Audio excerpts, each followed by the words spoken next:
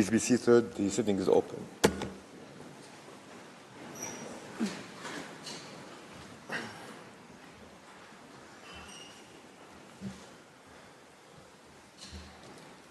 For reasons duly made known to me, Judge Abraham is unable to join us for this afternoon sitting. The court meets this afternoon to hear the United Kingdom, Slovenia, Sudan, Switzerland, Syrian Arab Republic, and Tunisia on the questions submitted to it by the United Nations General Assembly. I recall that each of the delegations has 30 minutes for its presentation. This afternoon, the court will observe a short break after the presentation of Sudan. I shall now give the floor to the representative of the United Kingdom, Ms. Sally Langrish. You have the floor, Madam.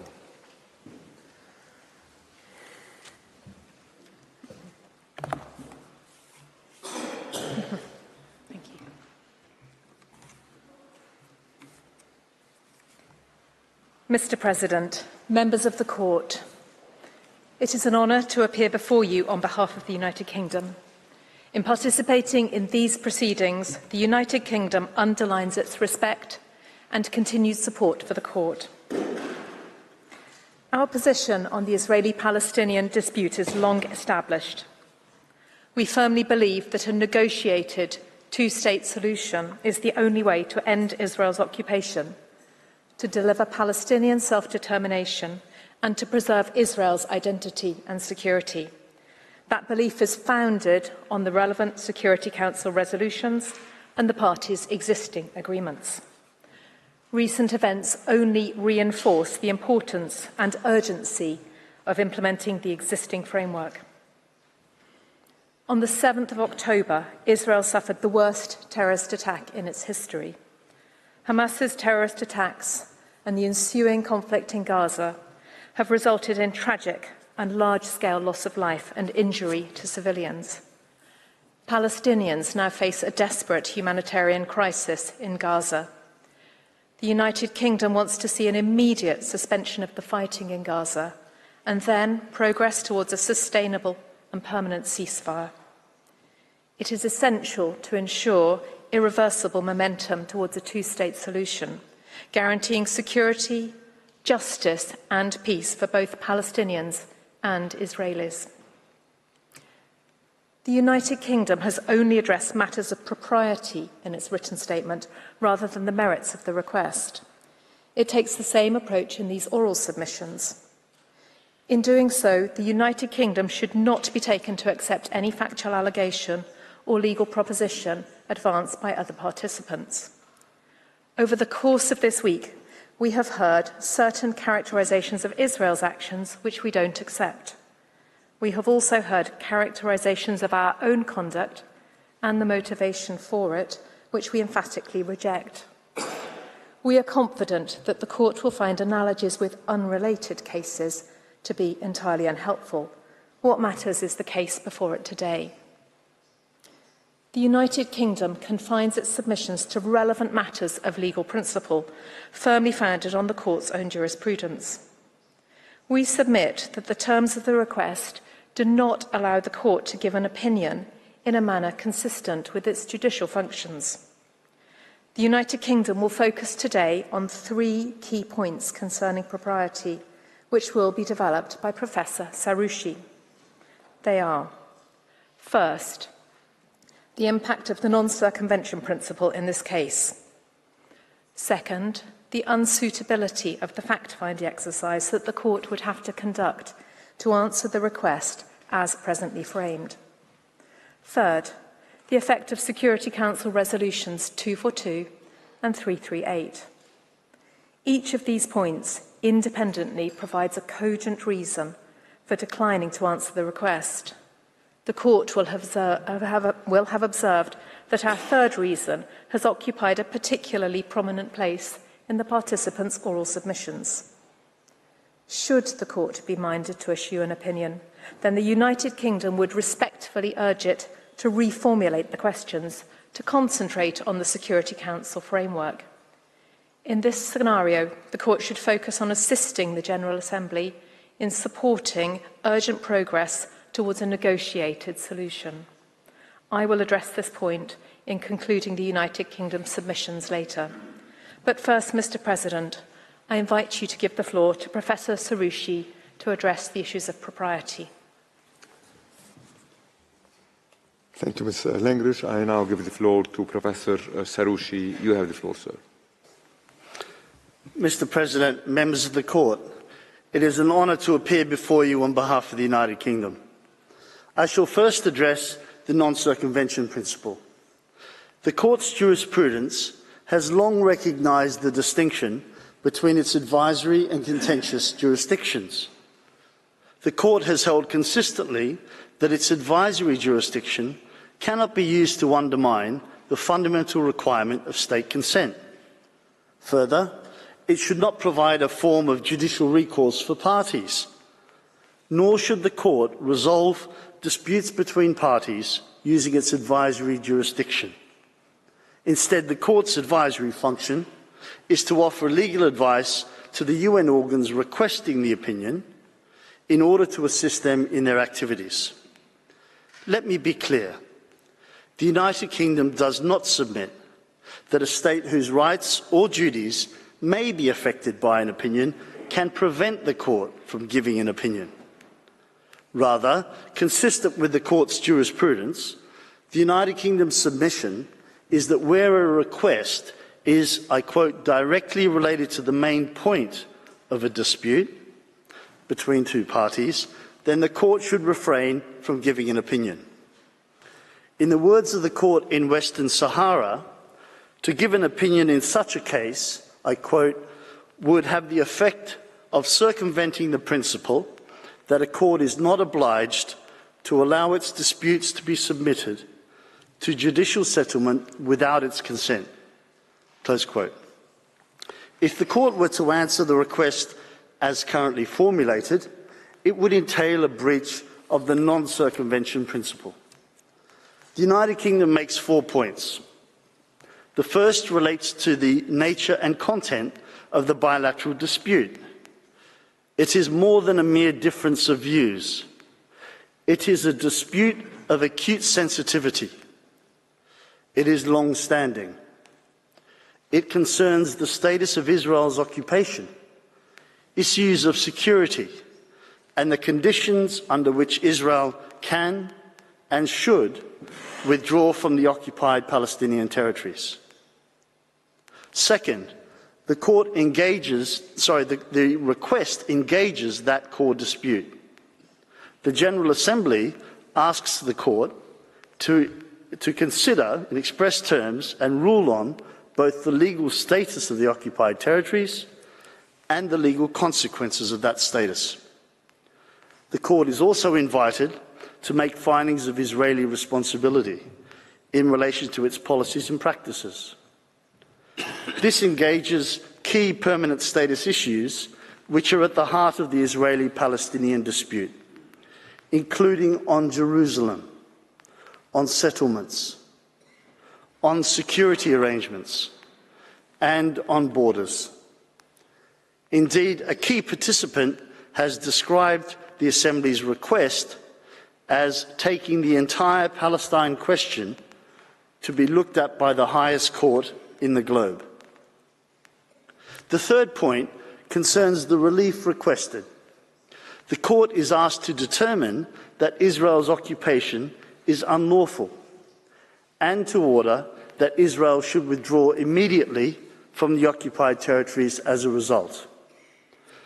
Over the course of this hearing, the Court has repeatedly been requested to order Israel's immediate, unconditional and total withdrawal. This repeated insistence further demonstrates that the Court is being asked to decide the main point of the dispute, which several states recognise. Finally, Israel has not consented to the main points of the dispute being resolved by this Court. To the contrary, it has asked the Court to refuse to respond to the request. Given the content of the request as currently formulated, there is thus no basis on which the Court should answer it. Participants have identified two main counter-arguments as to why the Court should proceed to answer the request. First, They say the court can determine key issues relating to the parties' bilateral dispute because it is of broader concern to the UN. Their argument relies on the court's recognition in the Wall opinion that the General Assembly has a permanent responsibility towards the question of Palestine. The result, they say, is that the request arises, quote, in a much broader frame of reference than a bilateral dispute. With respect, the United Kingdom disagrees. The General Assembly's consideration of a bilateral dispute does not mean that the non-circumvention principle is inapplicable. If it did, the principle would never apply in any advisory proceedings, since any bilateral dispute on which the Assembly made a request would always fall within the so-called broader frame of reference. Such an approach would deprive the non-circumvention principle of all practical application. This approach of the United Kingdom is consistent with the Wall opinion. That opinion did not concern the core aspects of the Israeli-Palestinian dispute. The court itself accepted that it could not properly address what it referred to as the greater whole of the dispute. Judge Higgins characterised that approach as wise and correct. Judge Karoma was careful to distinguish the request in the Wall case from any such broader request that concerned the Israeli-Palestinian conflict as such or its resolution.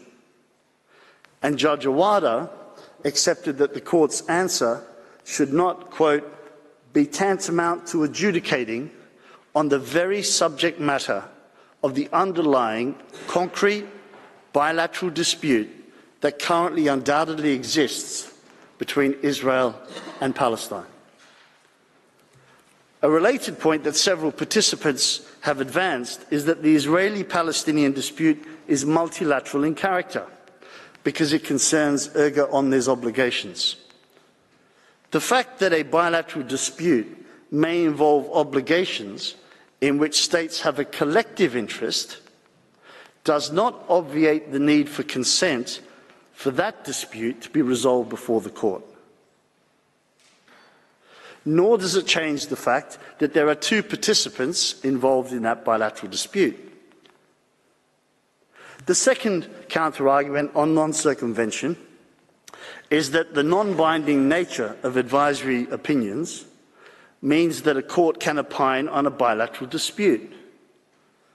Like the first argument, this would deprive the non-circumvention principle of all practical application. By definition, Mr. President, all advisory opinions are non-binding, and so the principle would never apply in any advisory proceedings. This ignores that the court is being asked to make findings about Israel's liability and responsibility for various alleged breaches of international law that are central to the bilateral dispute. The court would, in substance, be deciding on the main points of the dispute if it were to answer the request as formulated. And that is precisely the problem that the non-circumvention principle is intended to avoid. This submission also ignores that serious legal consequences may result from the court's findings. This risk is even more pronounced since several participants asked the court to make legal determinations for the express purpose of clarifying the law relevant to the parties' negotiations. In sum, the principle of non-circumvention is engaged in this case. Mr. President, members of the court, if this fundamental legal principle is ever to have any real meaning or application, the court must decline to answer the request as currently formulated. I now turn to the United Kingdom's argument concerning the court's factual inquiry. Let me be clear. The United Kingdom is not questioning the court's competence to make factual findings. The court can, of course, do so, and the United Kingdom does not suggest otherwise. Nor is there any doubt that the information and evidence available to the court is voluminous. Rather, it is the sheer scale and complexity of the factual determinations that would need to be made by the Court in these advisory proceedings which is the problem. The United Kingdom is not the only participant to raise this issue. Allow me to highlight a few features of the factual determination process in this case. The request in the present case makes no attempt to set out its factual basis. This stands in stark contrast to the Wall opinion.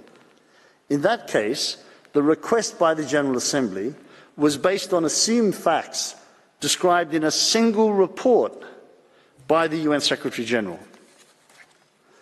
As one key participant accepts, and as the Court's jurisprudence reflects, this means that it is for the Court, in exercising its judicial function, to independently evaluate the factual materials that have been submitted to it. In this case, the request asks the Court to determine a long list of legal issues and make the necessary factual findings to support them. This is by reference to the entire factual record stretching back some 57 years and a UN dossier spanning nearly 30,000 pages. As a matter of practicality, it is unclear how the Court can properly make the broad range of findings required to answer the request and consider such a volume of material, especially when exercising its advisory jurisdiction, where the Court cannot fall back upon considerations of burden of proof. It is no answer to assume that the Court can defer to the reports of UN bodies. The Court must reach its own independent findings of fact. We emphasise that several states, including the United Kingdom, have expressed reservations about these UN reports. The Court's task is further complicated by a factual landscape that's rapidly shifting in the context of an ongoing and active conflict. This creates the serious risk that the Court may draw legal conclusions on an incorrect factual basis. The problem is further heightened by the gravity of the accusations levelled against Israel, where it is not a party and where the proceedings have been expedited. As this Court has long recognised, quote, claims against the state involving charges of exceptional gravity must be proved by evidence that is fully conclusive. In sum, the United Kingdom submits that there is a serious risk that the Court may undermine its judicial function by giving an advisory opinion in such a context. Mr. President, members of the Court, I now turn to the existing framework, the third point, for resolving the parties' dispute and its impact on these proceedings.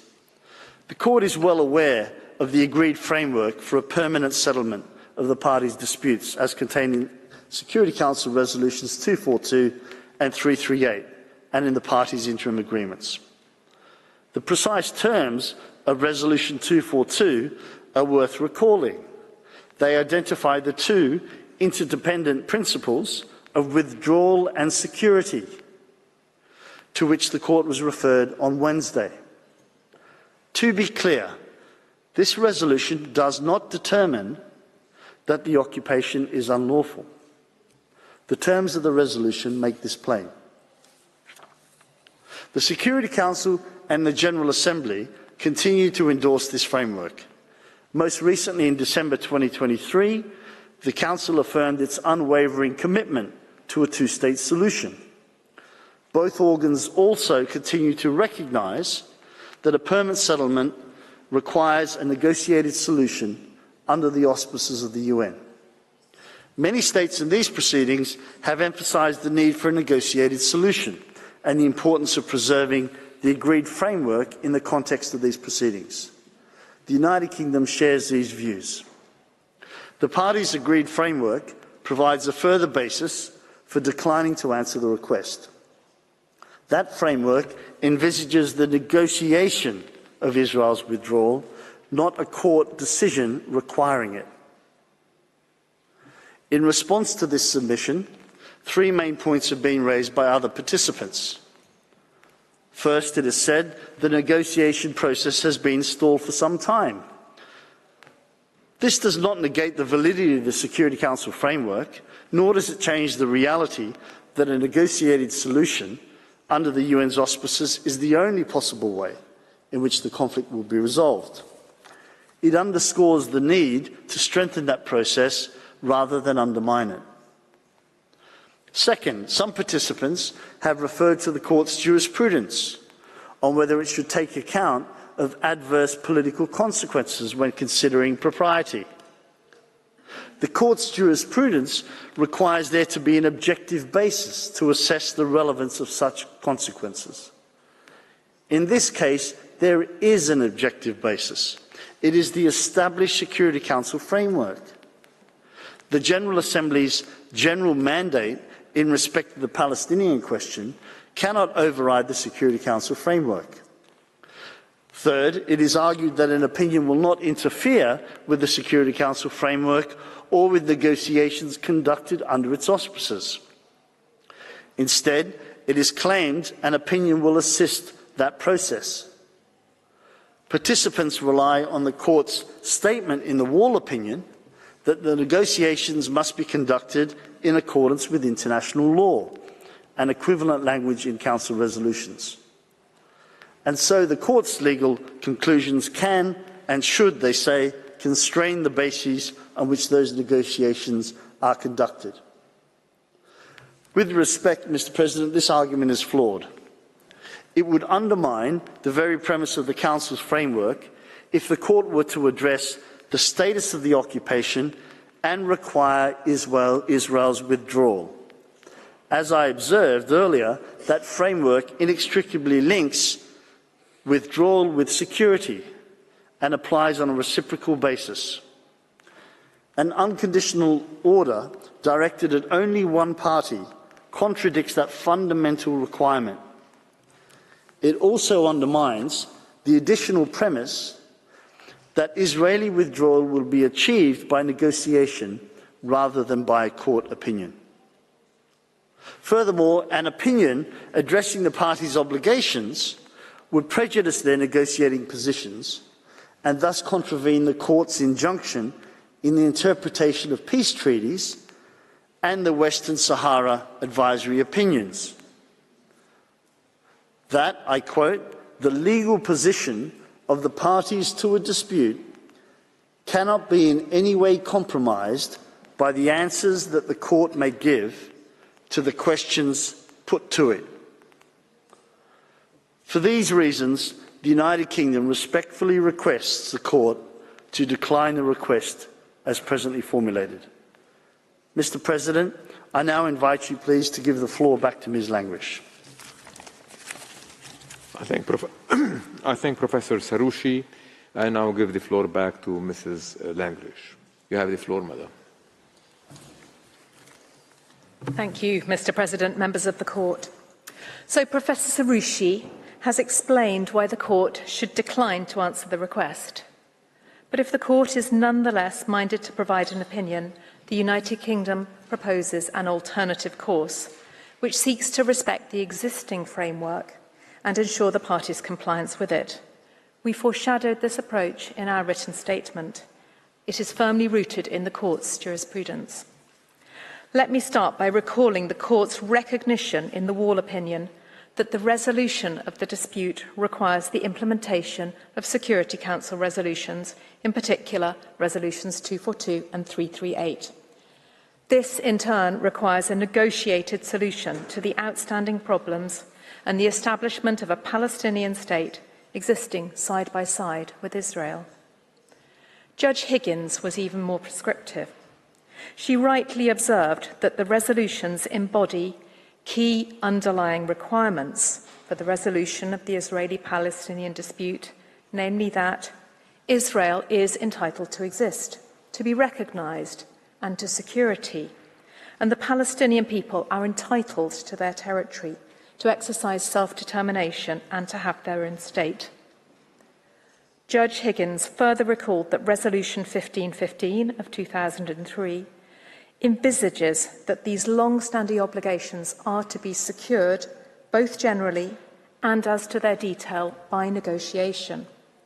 Her view was that the Court, and I quote, should have used the latitude available to it in an advisory opinion.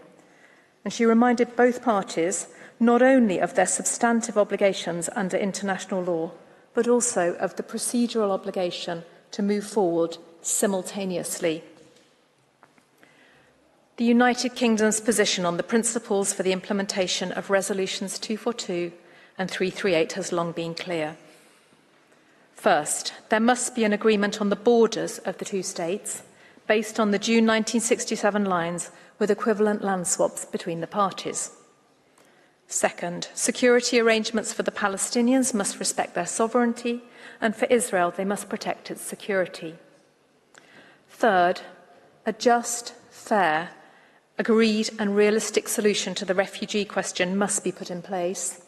And fourth, the aspirations of both parties for Jerusalem must be fulfilled through negotiations on the status of Jerusalem as the future capital of both states. The United Kingdom agrees with those states that urge the Court not to cause prejudice to the existing Security Council framework or to decide any aspect of the parties' bilateral dispute. Like other participants, the United Kingdom recognises that an alternative route to respect propriety is to reinterpret the request or reformulate its terms. There is no question that the Court has the power to proceed in this way. It has often been required to interpret or even reformulate the questions put. As Judge Tomka has acknowledged, the Court can avoid intruding on a bilateral dispute by narrowing the scope of its answer.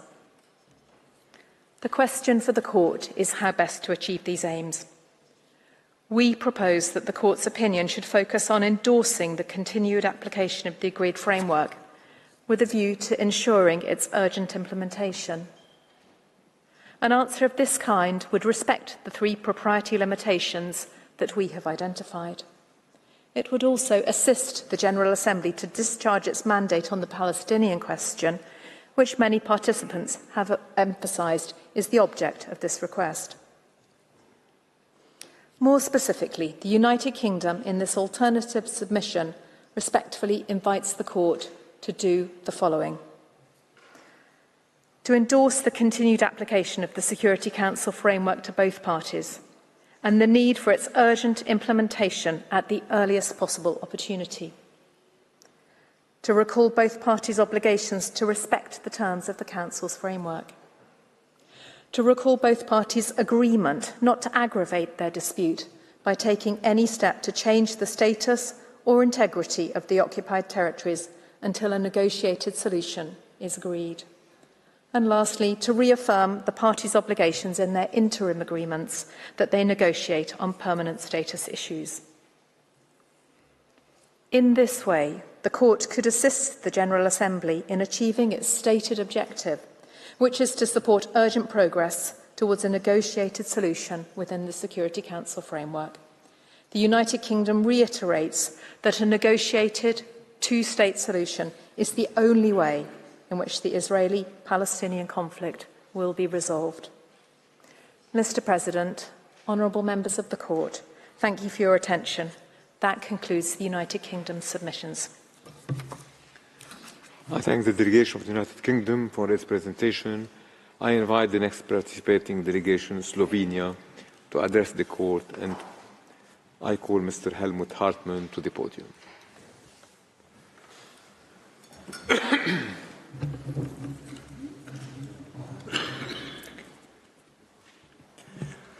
Mr. President, members of the Court, it is an honor to appear before you and to do so as a co-agent of the Republic of Slovenia. In the name of the Republic, I wish to extend our congratulations to new members of the Court and to you, Mr. President and Madam Vice President, for your elections. Slovenia has the highest respect for this Court and its important mission to ensure respect for international law on which it is the organ.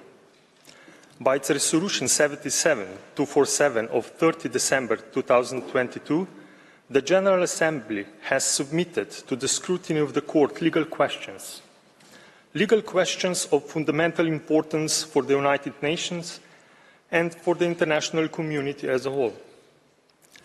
The Republic of Slovenia supported the resolution and the request for an advisory opinion. We are convinced that the advisory opinion of the principal judicial organ will assist the General Assembly and all organs of the United Nations in their efforts and activities concerning the situation in Palestine. As it has been reiterated repeatedly, the United Nations has a permanent responsibility towards the question of Palestine until the question is resolved in all its aspects in a satisfactory manner in accordance with international legitimacy. In its declaration of the current situation in Palestine and Israel, adopted on 23 November last year, the National Assembly of the Republic of Slovenia expressed its hope that the international community, including the United Nations, adopts a more ambitious, responsible and coordinated approach that will constructively support the Middle East peace process, leading to a lasting, peaceful coexistence between two peoples and to a two-state solution. Mr. President, it's hardly need to recall in this great hall of justice that one of the purposes of the United Nations is to bring about by peaceful means and in conformity with the principles of justice and international law, adjustment or settlements of international disputes or situations which might lead to a breach of the peace. International law and its respect constitute the cornerstone of the activities of the organization and of the relations between its member states. As the principal judicial organ of the United Nations, this court's role is to identify existing principles and rules, interpret them and apply them, those offering a reply to the question arising by the organs of the organization based on law.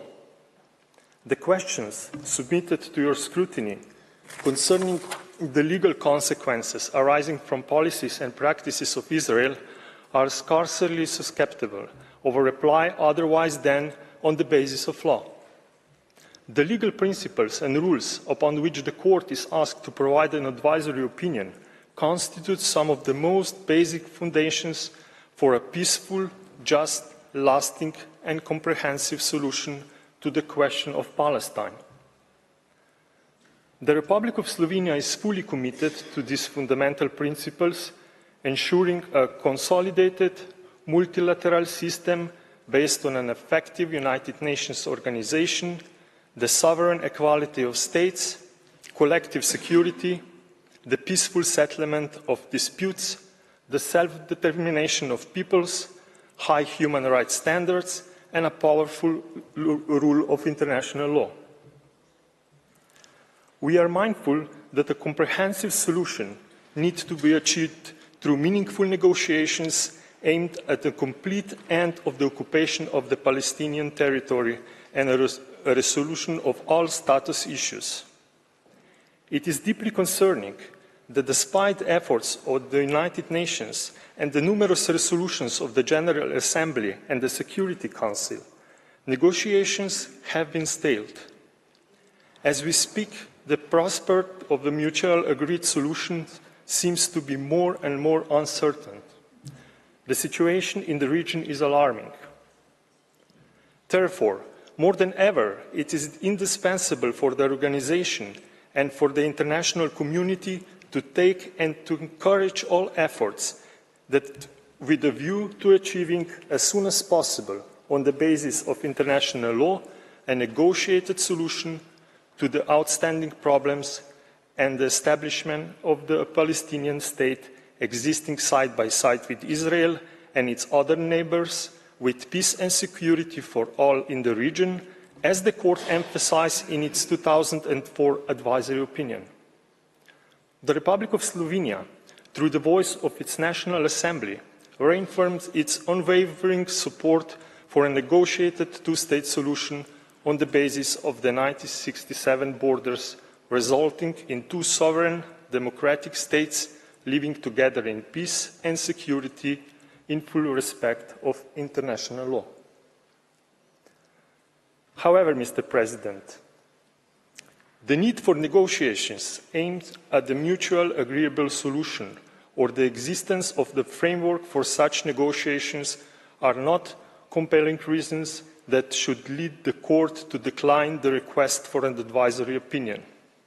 On the contrary, further clarifications in respect of relevant legal principles, rules and responsibilities can only contribute to a solution on the basis of meaningful negotiations, international law and the rule of law.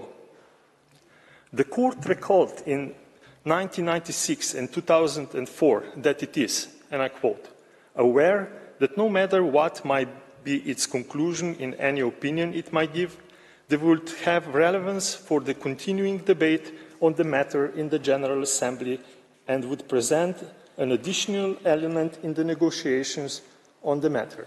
End of quotation. In this regard, the questions asked by the General Assembly are relevant and have a practical effect guiding the United Nations, its member states, and those most directly involved in respect of the legal implications that need to be taken into account for achieving a lasting, comprehensive and just solution through peaceful means, and particularly through negotiations, is plenty part of the Court's judicial function.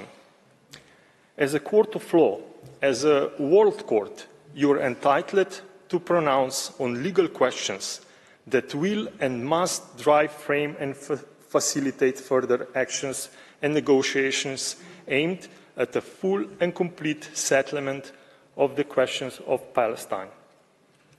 Mr. President, the Republic of Slovenia considers that nothing prevents the Court to address the request of the General Assembly in law and in fact. As I have already recalled, the questions are legal ones. The Court is asked to opine upon the legal consequences arising from policies and practices of Israel. It is thus for the Court to assess whether these policies and practices are in breach of rules and principles of international law, and on this basis clarify the legal consequences of these violations. Moreover, the record before the Court and the information publicly available contains sufficient information and evidence enabling the Court of properly assessing the questions of fact that are relevant and necessary for answering the legal questions before it. Mr. President, members of the Court, I thank you for your attention. Mr. President, may I kindly ask to give the floor to Dr. Daniel, who will continue the presentation of the Republic of Slovenia. I thank Mr. Hartmann. So I now invite Dr. Daniel Müller to the podium. You have the floor, sir. Yes, thanks very much. Mr. President, distinguished members of the Court, it's a great privilege for me to appear before you and to do so to assist the Republic of Slovenia. Given the time at my disposal, it's scarcely conceivable to respond to all the aspects of the two questions addressed by the General Assembly in its Resolution 77247, so I'm going to stick to 2 points. First, the relevant rules and principles of international law to respond to the questions posed, and inter alia those relating to the right of the Palestinian people to self-determination.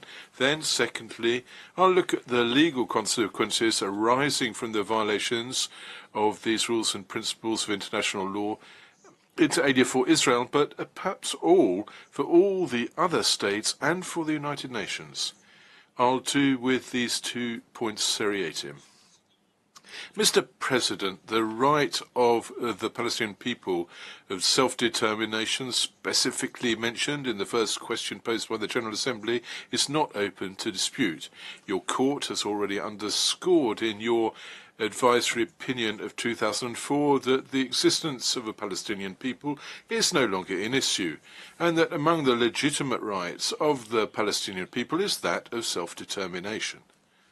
A people's right to self-determination is not just some random right. Indeed, as of 1945, the importance of this right has justified its inclusion in the Charter among the objectives of the organisation and side by side with the principle of the equal rights of peoples. The General Assembly subsequently confirmed in 1960 that, I quote, all peoples have the right to self-determination and that the subjection of peoples to alien subjugation, domination and exploitation constitutes a denial of fundamental human rights, is contrary to the Charter of the United Nations, and is an impediment to the promotion of world peace and cooperation. The two covenants that Israel signed as of 1966 and to which it's a party since 1992 also reaffirm that all peoples have the right of self-determination and thus may freely determine their political status and freely pursue their economic, social and cultural development. So the right of peoples, of all peoples, to self-determination is not only one of the essential principles of contemporary international law, it is also a fundamental human right having a broad scope of application. Your court has recognized that the obligations arising from this essential right are erga omnes obligations. Now, as the co-agent has recalled, the Republic of Slovenia is particularly committed to this right. The people of Slovenia were able to exercise it in circumstances which the court will know well, in order to freely establish its own sovereign and independent state. Given its history, the Republic of Slovenia is persuaded that the right to self-determination is an essential and indispensable pillar of the international legal order. More recently, Slovenia has supported the incorporation by the International Law Commission of a non-exhaustive list of peremptory norms in its draft conclusions of 2022. And this list includes, as you well know, the right to self-determination. Now, to this day, the Palestinian people has been unable to fully exercise its inalienable right to self-determination. Indeed, Israel, the occupying power for many decades, is actively preventing the full realization of the Palestinians' right to self-determination in compliance with the guarantees and principles of international law.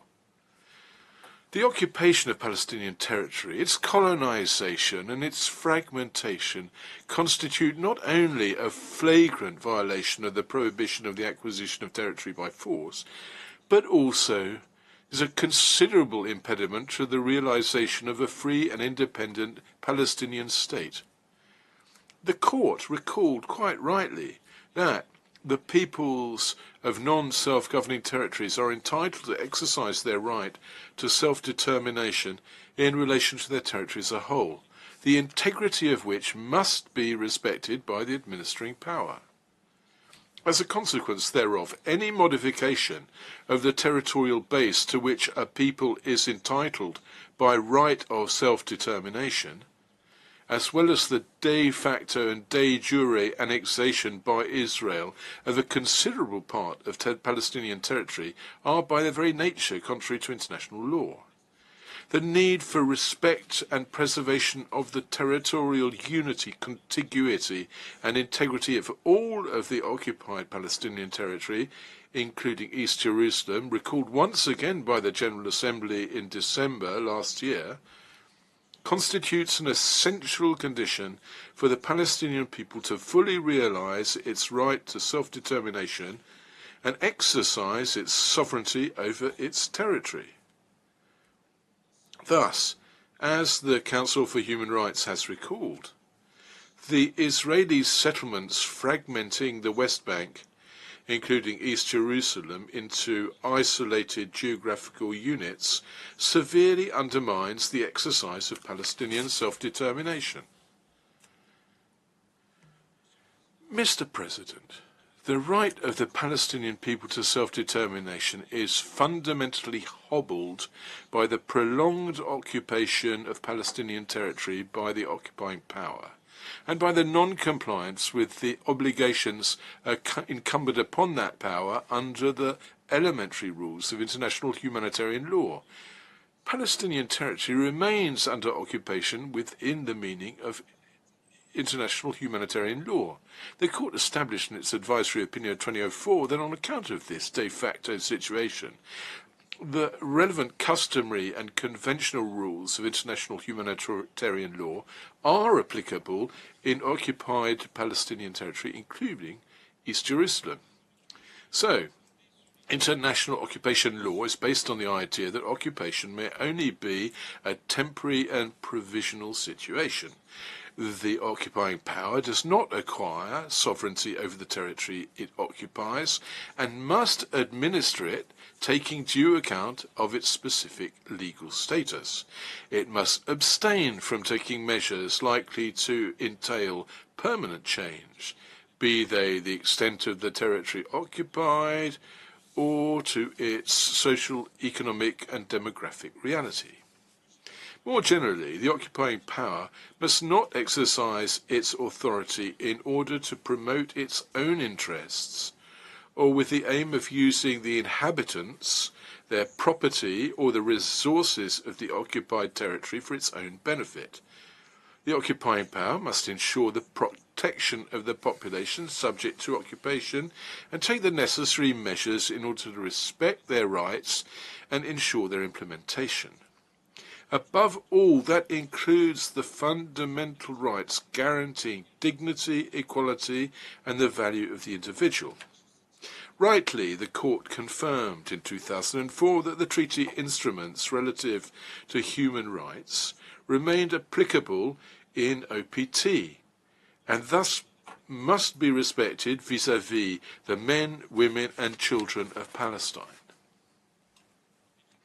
The practices and policies implemented by the occupying power in occupied Palestinian territory do not comply with the elementary obligations of international human rights law or international humanitarian law. The Court already confirmed this in 2004 with respect to the construction of the wall. However, the colonization of occupied Palestinian territory, including East Jerusalem, and the installation of settlements with the aim of achieving lasting demographic change, and the displacement of Palestinians, the destruction of their houses and their property, have but accelerated.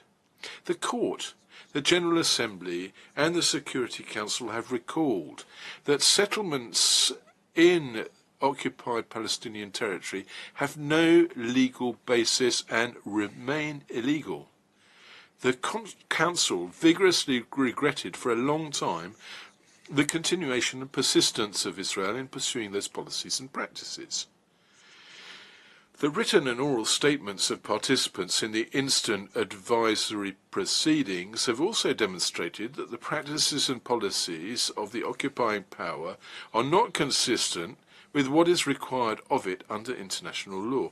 All these violations of international law arising from the prolonged occupation compromises the effective exercise by the Palestinian people for its right to self-determination and the achievement of a two-state solution, to which the Republic of Slovenia remains profoundly committed. Distinguished members of the Court, every internationally wrongful act of a state entails the international responsibility of that state.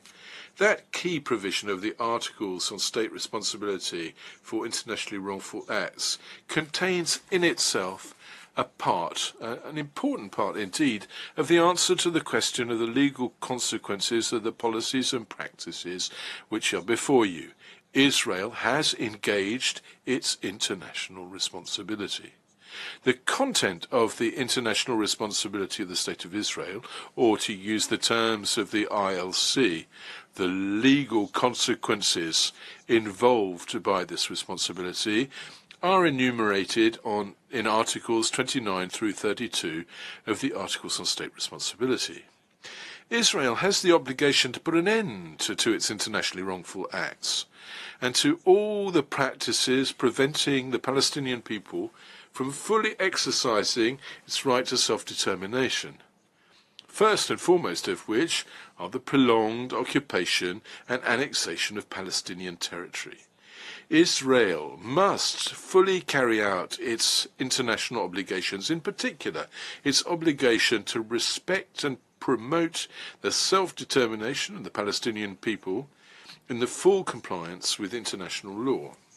The harm caused by these internationally wrongful acts must be fully repaired. Implementation and compliance with these applications arising from the wrongful acts are not only due to Palestine and to the Palestinian people. On account of the erga omnes nature of the rules and obligations breached, which rules are due to the international community as a whole, any state, without distinction, is entitled to invoke Israel's responsibility. Any state can require the cessation of violations and compliance with the obligations in question. Any state is entitled to require the implementation of the obligation of reparation in the interest of the Palestinian people and the state of Palestine. As the court recalled in the Barcelona Traction case, in view of the importance of the rights involved, all states can be held to have a legal interest in their protection. Mr. President, as far as states other than Israel are concerned, and doubtless the United Nations too as an international organization, this isn't merely about summoning Israel to cease its wrongful acts. States do not only have a legally protected interest that Israel respects the right of the Palestinian people to self-determination. All states also have the duty, and the duty is to promote, through joint and separate action, realization of the principle of equal rights and self-determination of peoples in accordance with the provisions of the Charter, and to render assistance to the United Nations in carrying out the responsibilities entrusted to it by the Charter regarding the implementation of the principle. And that is rehearsing, you will have noted, the terms of Resolution 2625 of the General Assembly. In the same fashion, under the terms of Article 1, which is shared in all the 4 Geneva Conventions, the contracting states not only committed to respect the obligations arising from these treaties, but also to ensure respect of these obligations in all circumstances. The practices and policies impeding the realization of the right to self-determination of the Palestinian people cannot exempt the other states and the United Nations from these obligations. On the contrary, in the presence of the illegality of these practices and policies noted time and again by the principal organs of the United Nations, including your court, we must be able to count on the members of the United Nations to draw all attendant consequences and to implement the obligations falling to them pursuant to the Charter and international law. So that would imply for all states and for the United Nations to take the necessary measures to put an end to the tragic and above all illegal situation facing the Palestinian people, and which has faced them over decades. The General Assembly has recalled time and again and has urged all states and the specialized agencies and organizations of the UN system to continue to support and assist the Palestinian people in the early realization of their right to self-determination, independence and freedom. Furthermore, on account of the nature of the obligations in issue and their importance, states are not only held to cooperate to bring an end through lawful means these serious breaches, they are also under the obligation to not recognize the situation created by these breaches and must abstain from rendering any aid or assistance in maintaining this situation. The Court has already confirmed the relevance and existence of legal consequences for all states in its 2004 advisory opinion, and the General Assembly has requested all states members of the United Nations to comply with their legal obligations as mentioned in the advisory opinion, including those consistent with their obligations under international law and the relevant resolutions not to recognise and not to render aid or assistance in maintaining the situation created by measures that are illegal under international law, and to not aid them in this end.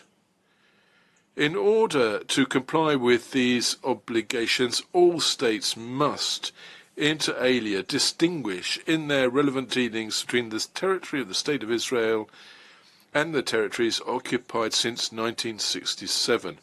As the Security Council recalled in its Resolution 2334 of 2016, referring all the while to your advisory opinion. Mr. President, distinguished members of the Court, the painting by Paul Albert Besnard, which hangs in this great hall, recalls the cardinal principle of contemporary legal order: peace by justice. The Republic of Slovenia is firmly convinced that the scrupulous respect of international law, where the court is the principal judicial organ, can put an end to the unbearable and unacceptable situation in the region and work for a just and lasting peace in which every state in the area can live in security. Mr. President, these words close the oral presentation of the Republic of Slovenia, and on behalf of our delegation, I would like to thank you for your kind attention. I thank the delegation of Slovenia for its presentation. I invite the next participating delegation, Sudan, to make its oral statement before the court and call upon Mr. Marwan Khair to take the floor.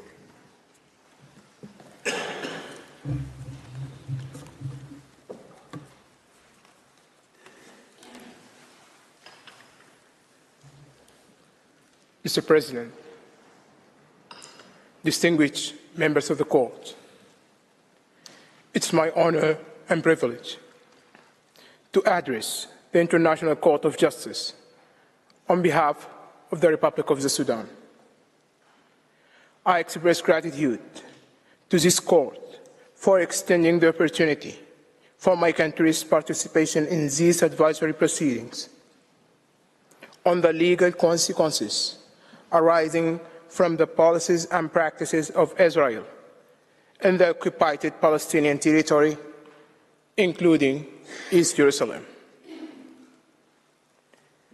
The Sudan is present here today, owing to the profound significance of these proceedings in the context of realizing the inalienable right of the Palestinian people to self-determination.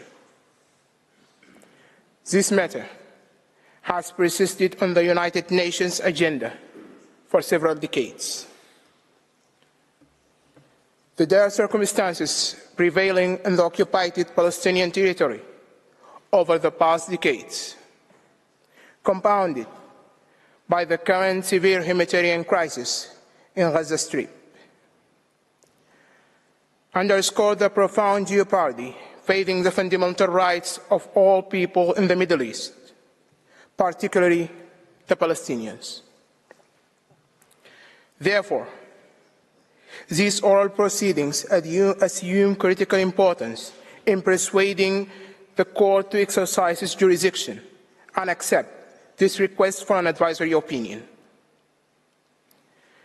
The Sudan contains that such a stand by the principal judicial organ of the United Nations would convey a definitive message to both Israel and Palestine, urging them to redouble their efforts in achieving peace and security for the mutual benefit for their peoples. Moreover, the Sudan maintained the perspective that, in giving this advisory opinion, the Court would assume a crucial role in fostering justice, peace, and security,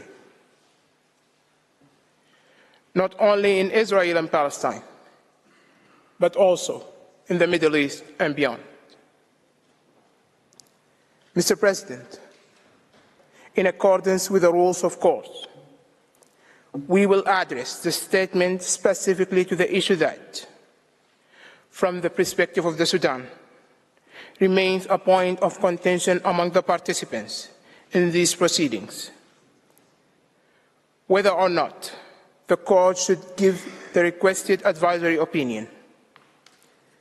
The statement will be as succinct as possible within the limits of what is necessary for adequate presentation of the Sudan's contention at this hearing.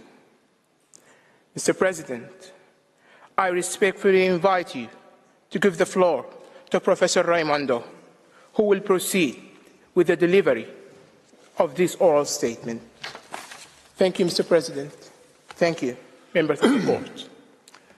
I thank Mr. Khair. I now give the floor to Mr. Fabian Raimondo. You have the floor, sir.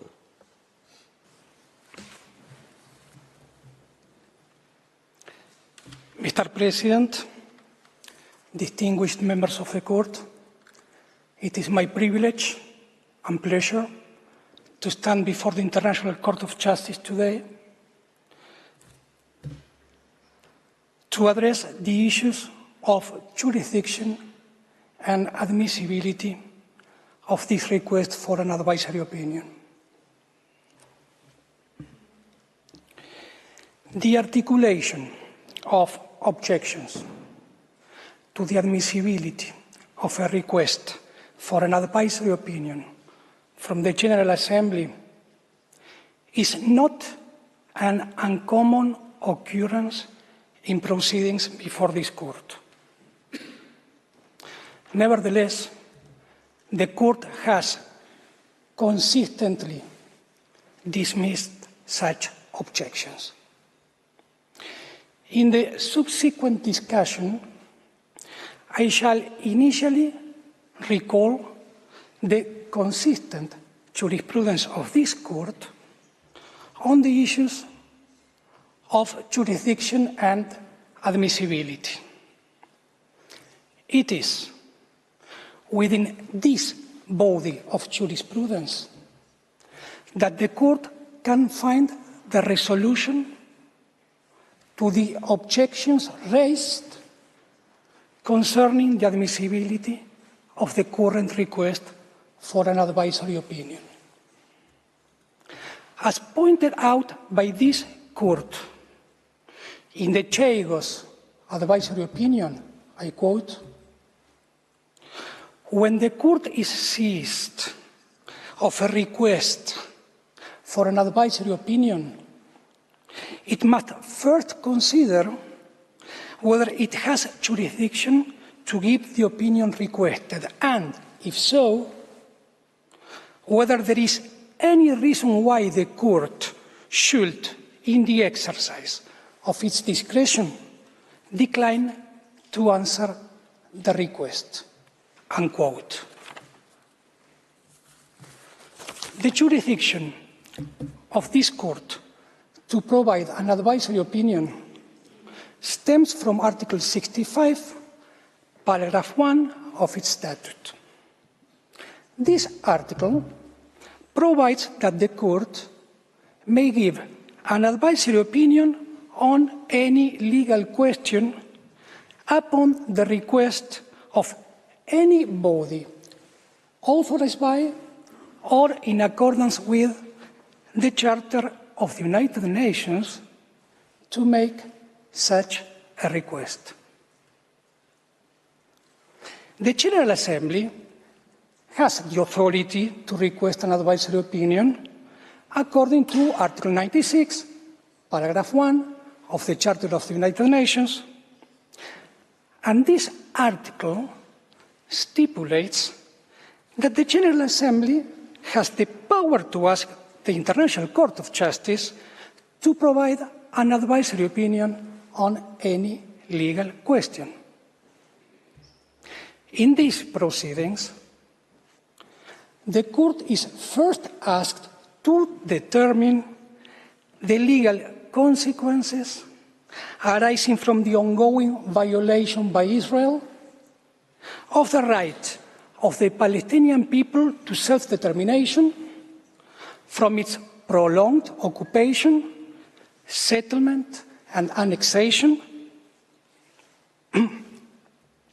of the Palestinian territory occupied since 1967,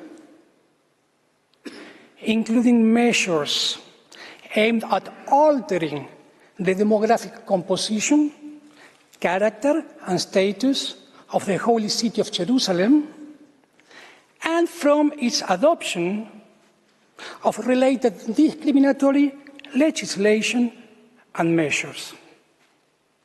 Next, the Court is asked how said policies and practices affect the legal status of the occupation and what legal consequences ensue for all states and the United Nations from this status. Mr. President, members of the Court, it is evident that these questions concern the legal consequences of violations of international law that have been recognized as such by the Security Council and the General Assembly, among other United Nations organs and bodies, as well as to the legal status of the occupation in view of those violations and the legal consequences of its illegality. The General Assembly requests the Court to answer these questions in accordance with, inter alia, the rules and principles of international law, international humanitarian law, and international human rights law. For these reasons, the Sudan believes that the request has been made in accordance with the Charter and that the questions submitted to the Court are legal in character. I shall now proceed to the issue of the admissibility of the request. As recalled by the Court in the Chagos advisory opinion, I quote, "The fact that the Court has jurisdiction does not mean, however, that it is obliged to exercise it," unquote. According to consistent jurisprudence of this Court, the discretion whether or not to respond to a request for an advisory opinion exists to safeguard the judicial function of the Court as the principal judicial organ of the United Nations. However, the Court is aware that its reply to a request, I quote, represents its participation in the organization and, in principle, should not be reviewed, end of quote. It is an established jurisprudential principle that this Court may decline to respond to a request for an advisory opinion falling within its jurisdiction only in the presence of compelling reasons. The pertinent query at hand is whether there exists any compelling reason for this Court to decline to respond to the request referred by the General Assembly. Some participants in these proceedings have indeed alleged the existence of such reasons. The grounds most frequently invoked in these proceedings include, firstly, the contention that providing the opinion would prejudice the negotiation process between the parties involved in the underlying dispute. Secondly, the argument that admitting the request will be incompatible with the principle of consent in judicial settlement. And thirdly, the alleged prejudicial nature of the underlying questions and the lack of sufficient factual inquiry. I will now examine the first ground. This ground was raised by Canada, Hungary, Israel, Italy, and Zambia, among others. Thus, for example, in the opinion of Italy, I quote, "An advisory opinion by the court might reduce the flexibility of the parties in dealing with present circumstances and long-term prospects, and therefore would not contribute to move the process closer to a mutually agreed solution." End of quote.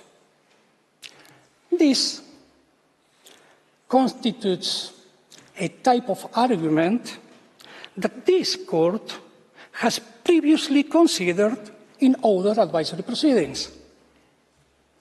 For example, in the nuclear weapons advisory opinion, the court noted that concerns were raised about the potential negative impact of its response on disarmament negotiations.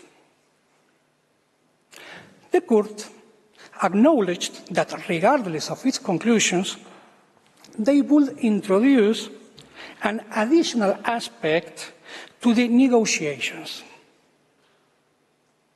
However, the court stated that the ultimate effect of its opinion is a matter of appreciation and cannot be seen as a compelling reason to refuse exercising its jurisdiction.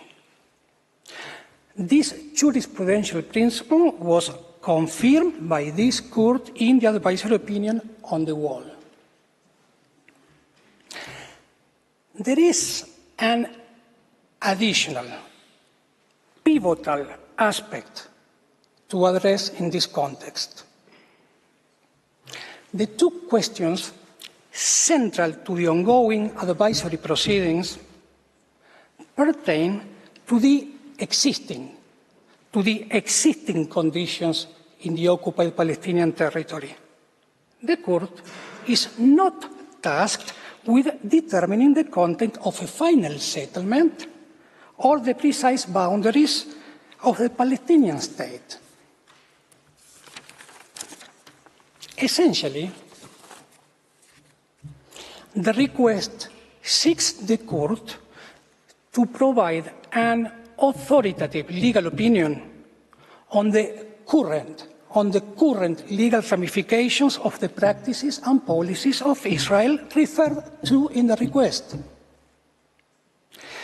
The advisory opinion is expected to bear relevance to extant queries regarding legal status and its associated consequences.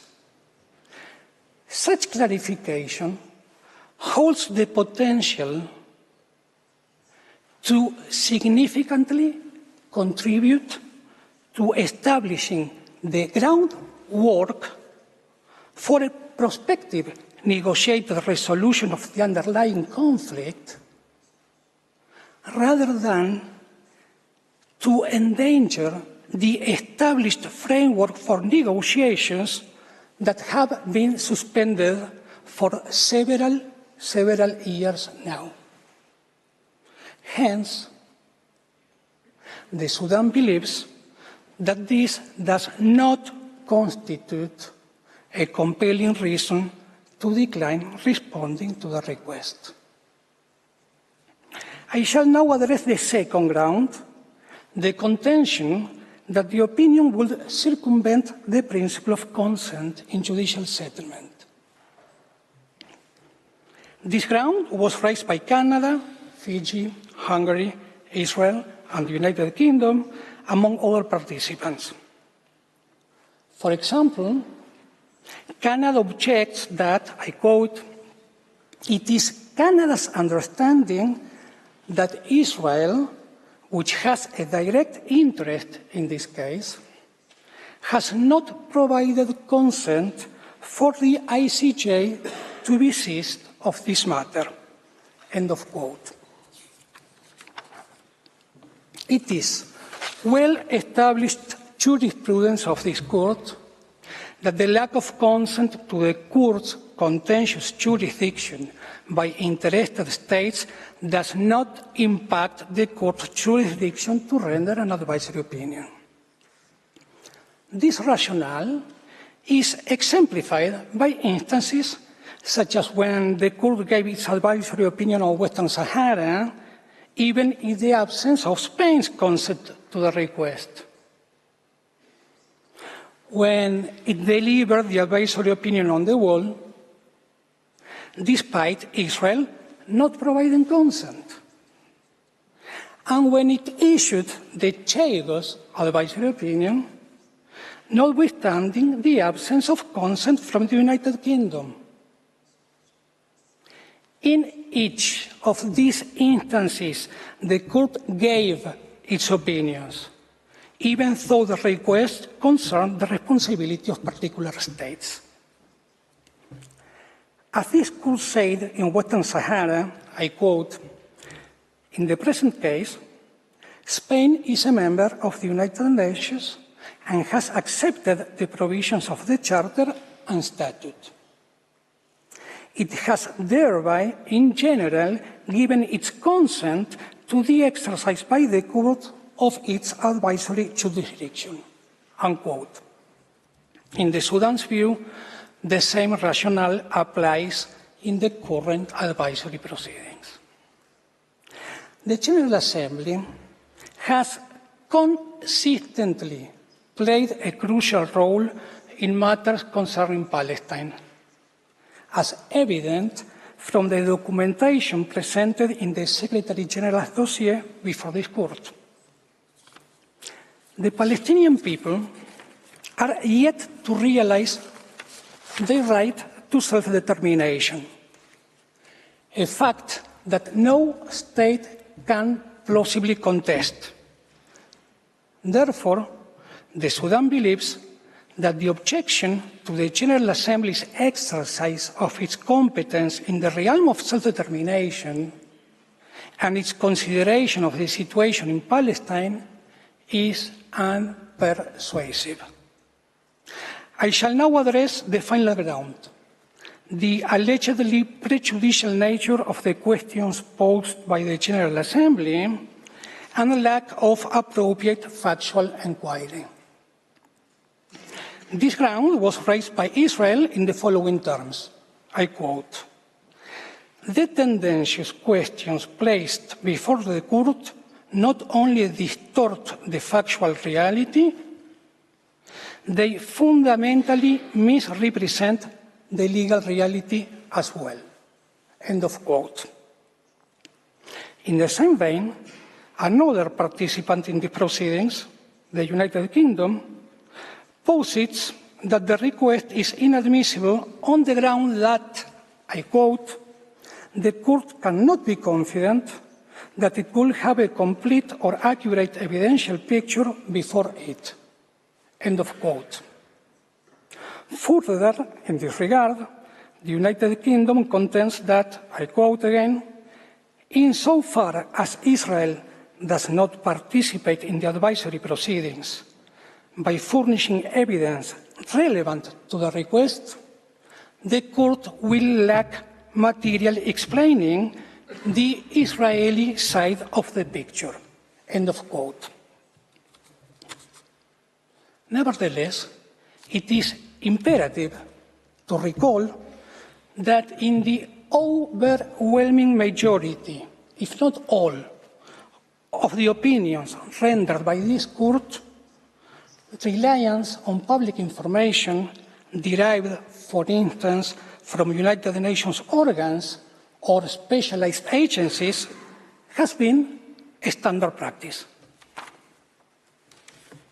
In part 2 of the dossier of materials before this court, there are many reports of competent United Nations bodies, such as the Special Rapporteur on the Situation of Human Rights in the OPT, the High Commissioner for Human Rights, and several human rights treaty bodies. Hence, in the Sudan's view, all these reports provide the court with sufficient information on the facts before it to give the requested opinion. Mr. President, members of the court, I express my gratitude for your attentive consideration, and I respectfully invite you to request Mr. Hague to deliver the concluding remarks of the oral statement on behalf of the Sudan. I thank Mr. Raimondo. I now give the floor back to Mr. Khair. You have the floor, sir.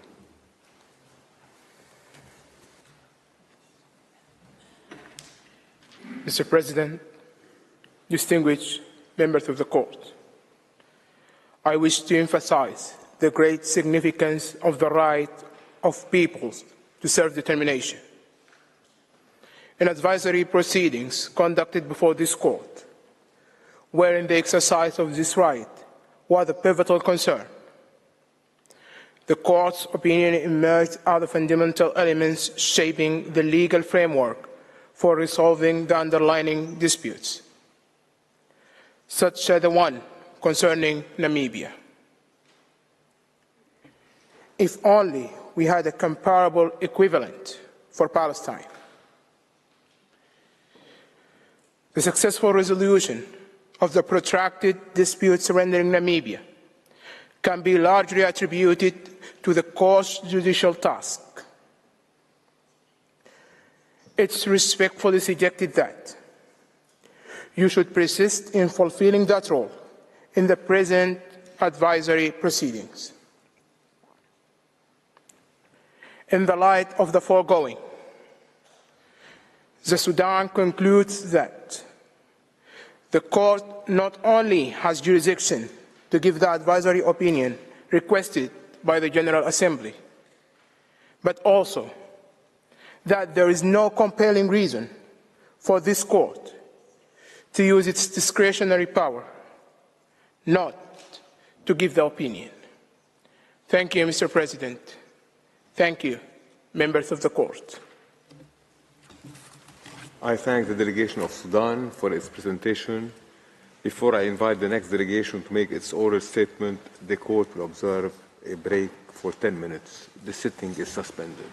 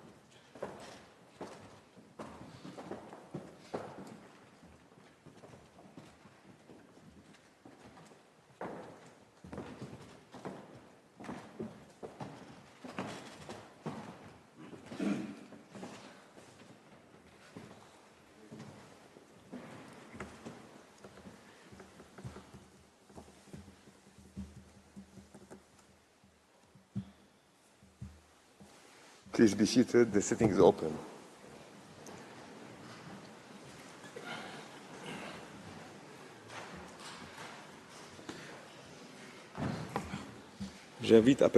I now invite the next participating delegation, Switzerland, to address the court and call Mr. France Perez to the podium.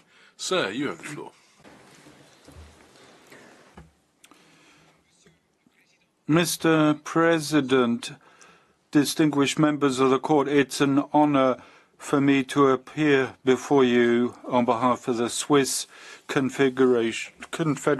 The terrorist attacks perpetrated by Hamas and other armed groups on the 7th of October 2023, firmly condemned by Switzerland, and the ensuing violent confrontation in Gaza are today in all our minds. They contribute to polarizing even further positions within the international community and undermine the prospect of a negotiated two-state solution. This potentially makes the task of the court more arduous, but also more necessary than ever.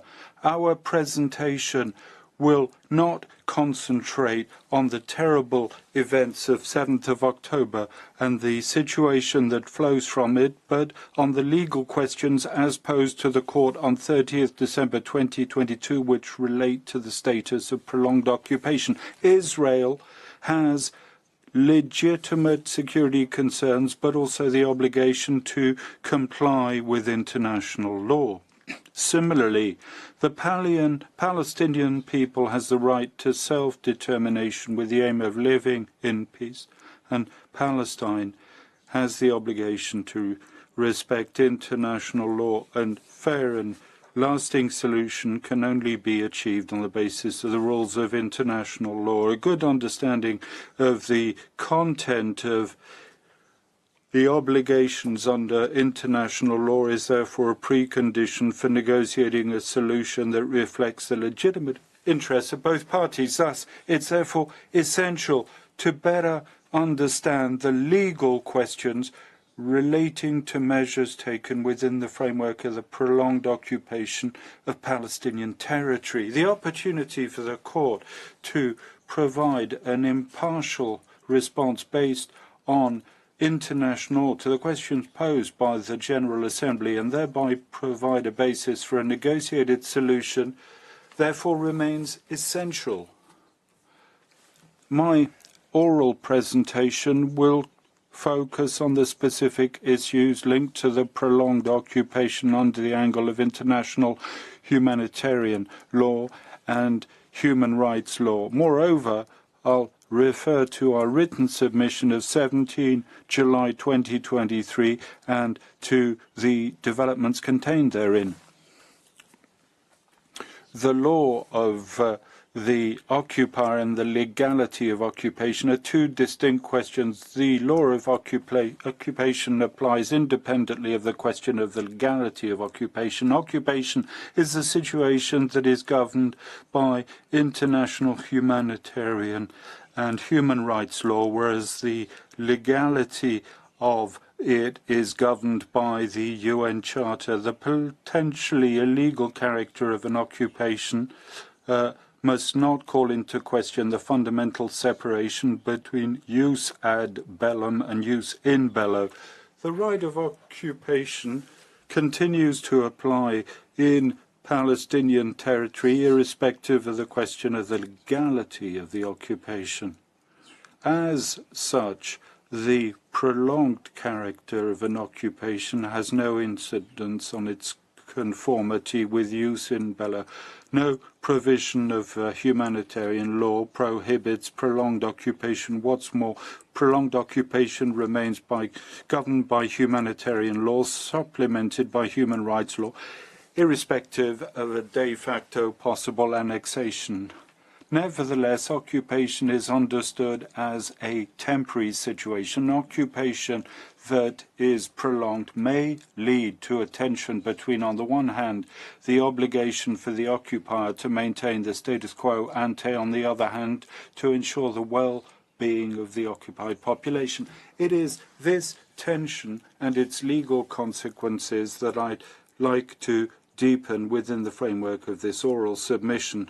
To do this, I'll begin by generally addressing the prolonged occupation and the challenges it poses from the standpoint of humanitarian and human rights law. Next, I'll analyze three concrete areas illustrating this tension: the need to interpret and apply contemporary international law in an evolving and systemic manner to ensure protection and well-being of the population. The concrete areas addressed are firstly the legislative administrative competences of the territory, secondly access to items that are indispensable to the survival of the population and protecting dignified life, and lastly, use of force in occupied territory. Allow me, first of all, to address the legal challenges posed by prolonged occupation. The rules of the law of occupation were not developed to regulate situation of occupations lasting several decades. They're based on four fundamental principles that underscore the necessary temporary nature of occupation and to establish a balance between military and humanitarian necessity.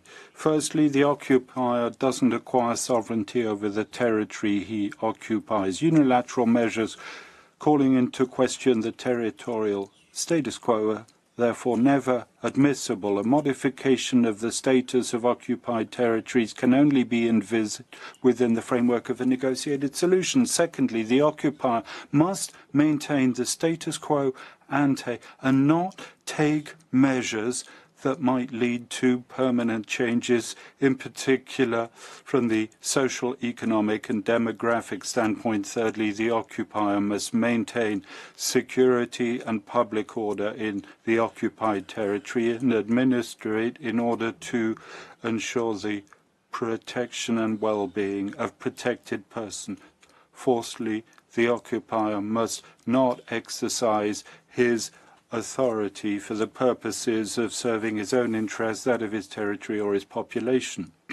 Within the framework of a prolonged occupation, tensions might indeed appear between these four principles. For example, the well-being of the civilian population might necessitate changes to the status quo. In this context, there's a need to distinguish clearly unlawful situations that undermine the status quo, such as, for example, settlements, from those where the status quo would in fact be maintained to the detriment of the population of the occupied territory.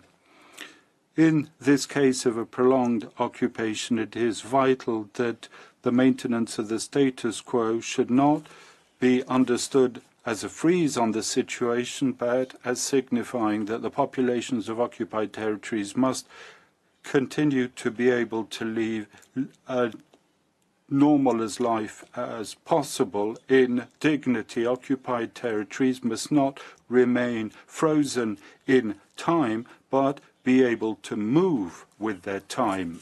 To address the legal tensions and challenges specific to a prolonged occupation, it's important to recall the function and the purpose of humanitarian law are to protect and ensure the well-being of the population and not to justify intrusive measures in the interest of the occupying power. The obligation of the occupying power to ensure the well-being of the occupied population calls for an interpretation in favor of the higher interests of the population living under occupation. In order to resolve the tension between the aforementioned principles and better determine the legality of measures taken by the occupier during a prolonged occupation, I suggest three criteria derived from a combined interpretation of humanitarian and human rights law. Firstly, the adoption of specific measures going a priori against the obligation of maintaining the status quo to serve the interests of the occupier is not admissible except for overriding security reasons, and as long as the well-being of the population is not affected in a disproportionate manner over the long term included. Secondly, specific measures running counter to the obligation to maintain the status quo can be adopted if they benefit the population of the occupied territory, consistent with human dignity, and take account of the wishes of the population in the occupied territory and its historical and cultural specificities. Lastly, thirdly, the adoption of such measures is statutory when these measures amount to parallel obligations of humanitarian and human rights law. If humanitarian law was specifically designed to govern situations of armed conflict, it remains that human rights remain fully applicable in situation of occupation. The Fourth Geneva Convention compels the occupying power to assume active responsibility for the well-being of the population under its control. This obligation to protect the population under occupation and to promote its well-being is concretized in the obligation to respect, to protect, and to fulfill the human rights of the occupied population. The characterization under humanitarian law of lex specialis must therefore not be construed as meaning that this law overrides human rights. In principle, there's no direct contradiction between the obligations arising out of humanitarian law and human rights law. On the contrary, humanitarian and human rights law are mutually reinforcing. Thus, Article 27 of the Fourth Geneva Convention requires that the fundamental rights of protected persons be respected in all circumstances. It proclaims the respect of the human person and the inalienable right of its fundamental rights. In the event of prolonged occupation, the relevance of human rights is all the more significant. The logic of humanitarian law is aimed at immediately ensuring the essential minimum needs of the population. This must be supplemented by the need of ensuring over the long term a dignified life. Thus, the balance between humanitarian and human rights law fluctuate with the prolonged character of an occupation. The longer the occupation is prolonged, the more the respect for and guarantee of human rights are important. To close this part, I'd like to stress that all actors exercising de facto control are also bearers of obligations at Israel's side. The practice of UN organs recognizes that, at minimum, an armed non-state actor exercising the governmental type functions or controls, in fact, a territorial population must uphold and protect the human rights of the inhabitants.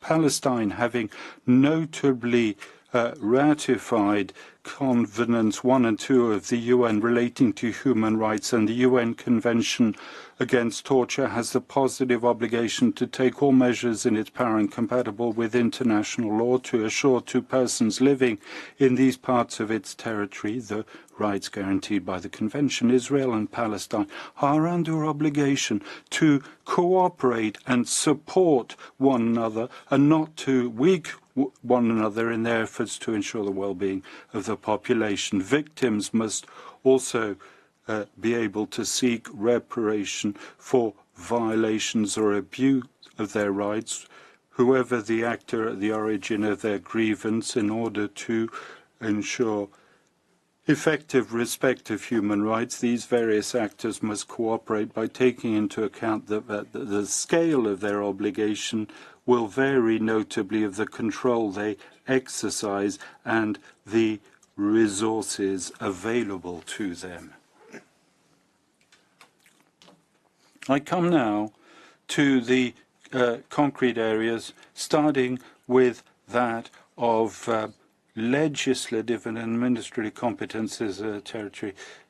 By virtue of the principle of maintaining the status quo, the occupier cannot take measures bringing about permanent changes, in particular the social, economic and demographic standpoint. The occupier must restore and ensure, as far as possible, public order and safety while respecting, unless absolutely prevented, the laws in force in the country. However, by virtue of Article 64, paragraph 2 of the Fourth Geneva Convention, we can deduce that the occupier might introduce new laws if these are indispensable to ensure A, the security of the occupier, B, order of public life, and thirdly, respect for humanitarian law. Though human rights are not in the exceptions of maintaining local law, an updated reading of humanitarian law requires that their respect be guaranteed. Thus, in the case of prolonged occupation, the obligation to ensure public order and safety implies that the occupier administers the territory in such a way as to ensure protection and well-being of protected persons, not only respect and protect, but also provide them with a right to a dignified life.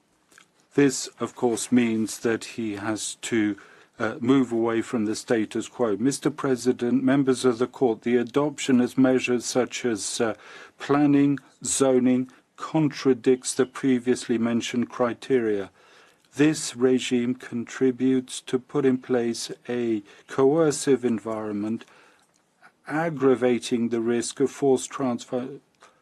Aside from the fact that this regime calls into question the territorial and demographic status quo by promoting Israeli settlements, it cannot be justified under security requirements because it excessively affects the well-being of the population and is discriminatory. In the event of prolonged occupation, the occupier is required, on the contrary, to encourage planning and development of the occupied territory as a priority through local authorities and institutions in favour of the local population. This requires, Mr. President, members of the court, a cooperation with local institutions, support and a strengthening of the latter and not their erosion.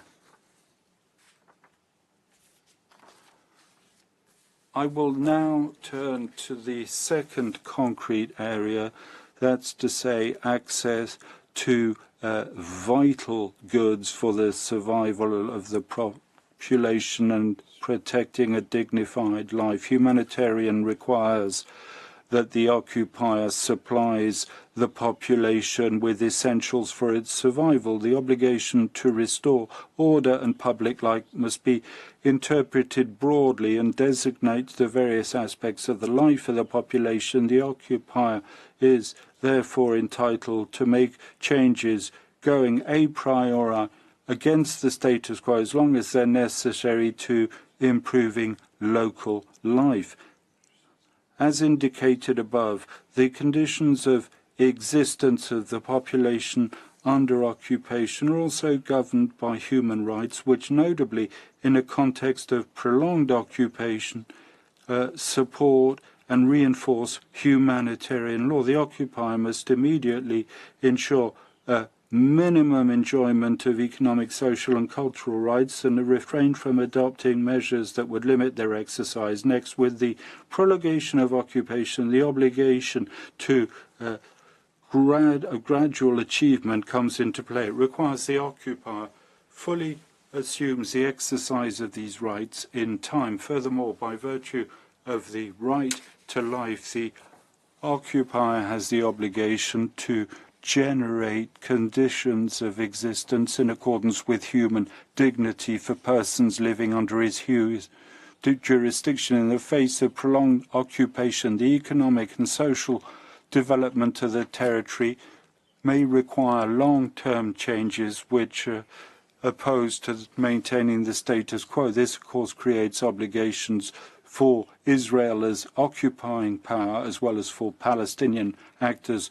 Mr. President, members of the court, these regressive measures and the use of resources on Palestinian and on occupied Palestinian territory, regressive measures and the use of resources of the occupied Palestinian territory for the needs of the occupier clearly run counter to the previously mentioned criteria. They require modifications of the status quo for the interests of the occupier to the detriment of the Palestinian population. Furthermore, the absence of a gradual realization of human rights is an issue of concern. Lastly, third specific area illustrated in the context of prolonged occupation, the tension between the right of the occupier to guarantee his security, the obligation to ensure the well-being of the population by using the example of the use of force in operations to maintain order. Under Article 43 of the Hague regulations, the occupier may use force to restore and ensure, as far as possible, public order and safety. However, such a use of force should not be a matter for the conduct of hostilities. Article 43 is but a referral to rules of maintaining order that form part of human rights and the right to life. Maintaining order rests on three principles: necessity, proportionality, and precaution. By way of the principle of necessity, the use of lethal force can only be used in last resort and must pursue an objective goal, such as self-defense or to defend a third party in the event of imminent threat to life. This imminence criteria is strict and cannot authorize use of force preventively. Furthermore, the use of force must always be individualized. A crowd of demonstrators cannot be considered as such as a threat to life. Furthermore, a differentiated use of force must be used if possible. This requires supplying appropriate equipment and weapons for maintaining order, including water cannons, batons, and rubber bullets. By virtue of the principle of proportionality, the degree of force used must be strictly proportionate to the gravity of the offence and the legitimate goal to be reached. Incidental losses are generally not tolerated, and the life of persons who disrupt order must be taken into consideration when weighing up the interest. By virtue of the precautionary principle, law and order operations must be planned with the goal of avoiding the use of lethal force. All this is removed from a logic specific to the conduct of hostility. In the context of occupation that is prolonged, maintenance of order is applied by default. Hybrid situations of civilian and hostile violence must be far rarer than the context of a nascent occupation. Weapons and equipment made available to occupying or security forces must be similar to those which are used by states in peacetime. The use of combat weapons and the use of snipers is even more inappropriate during long-term occupation. The militarization of maintaining order operations must be avoided ex ante when a legitimate legislative and administrative framework must be put in place to regulate the use of force, and the training of Israeli forces must be consistent with international maintenance of order.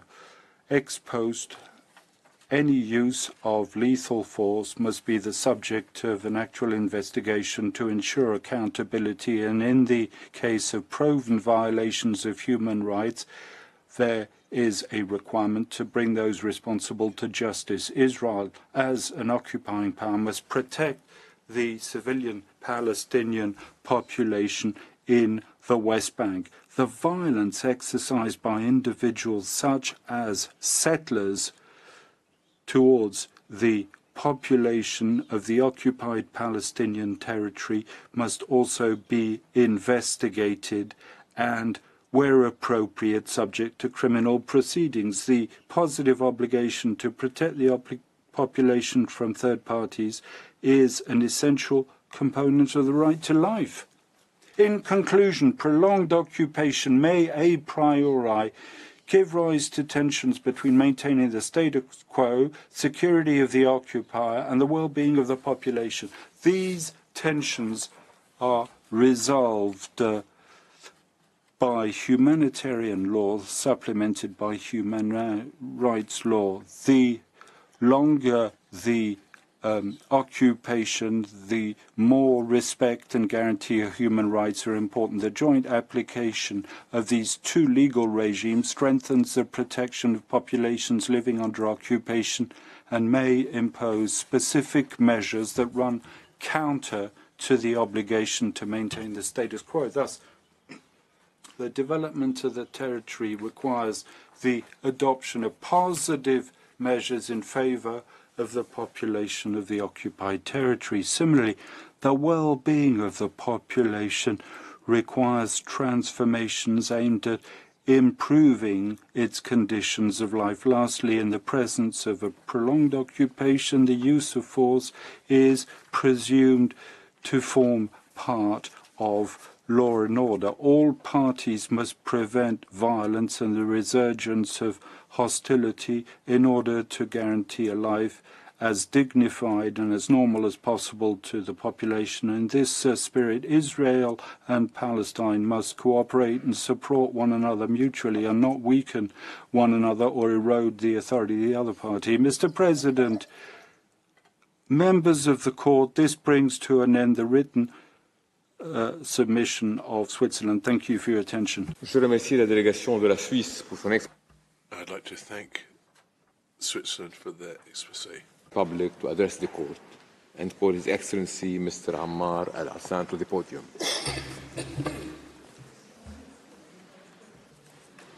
Mr. President, distinguished members of the esteemed court, it is an honor and privilege to address the esteemed court today on behalf of the Syrian Arab Republic at a very sensitive time, while the Palestinian people find themselves with no real protection.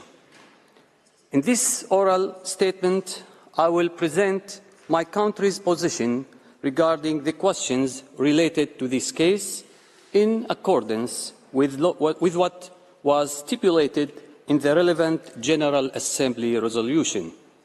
Out of respect for the time allotted to me by the esteemed court, I will get straight into presenting my country's legal position.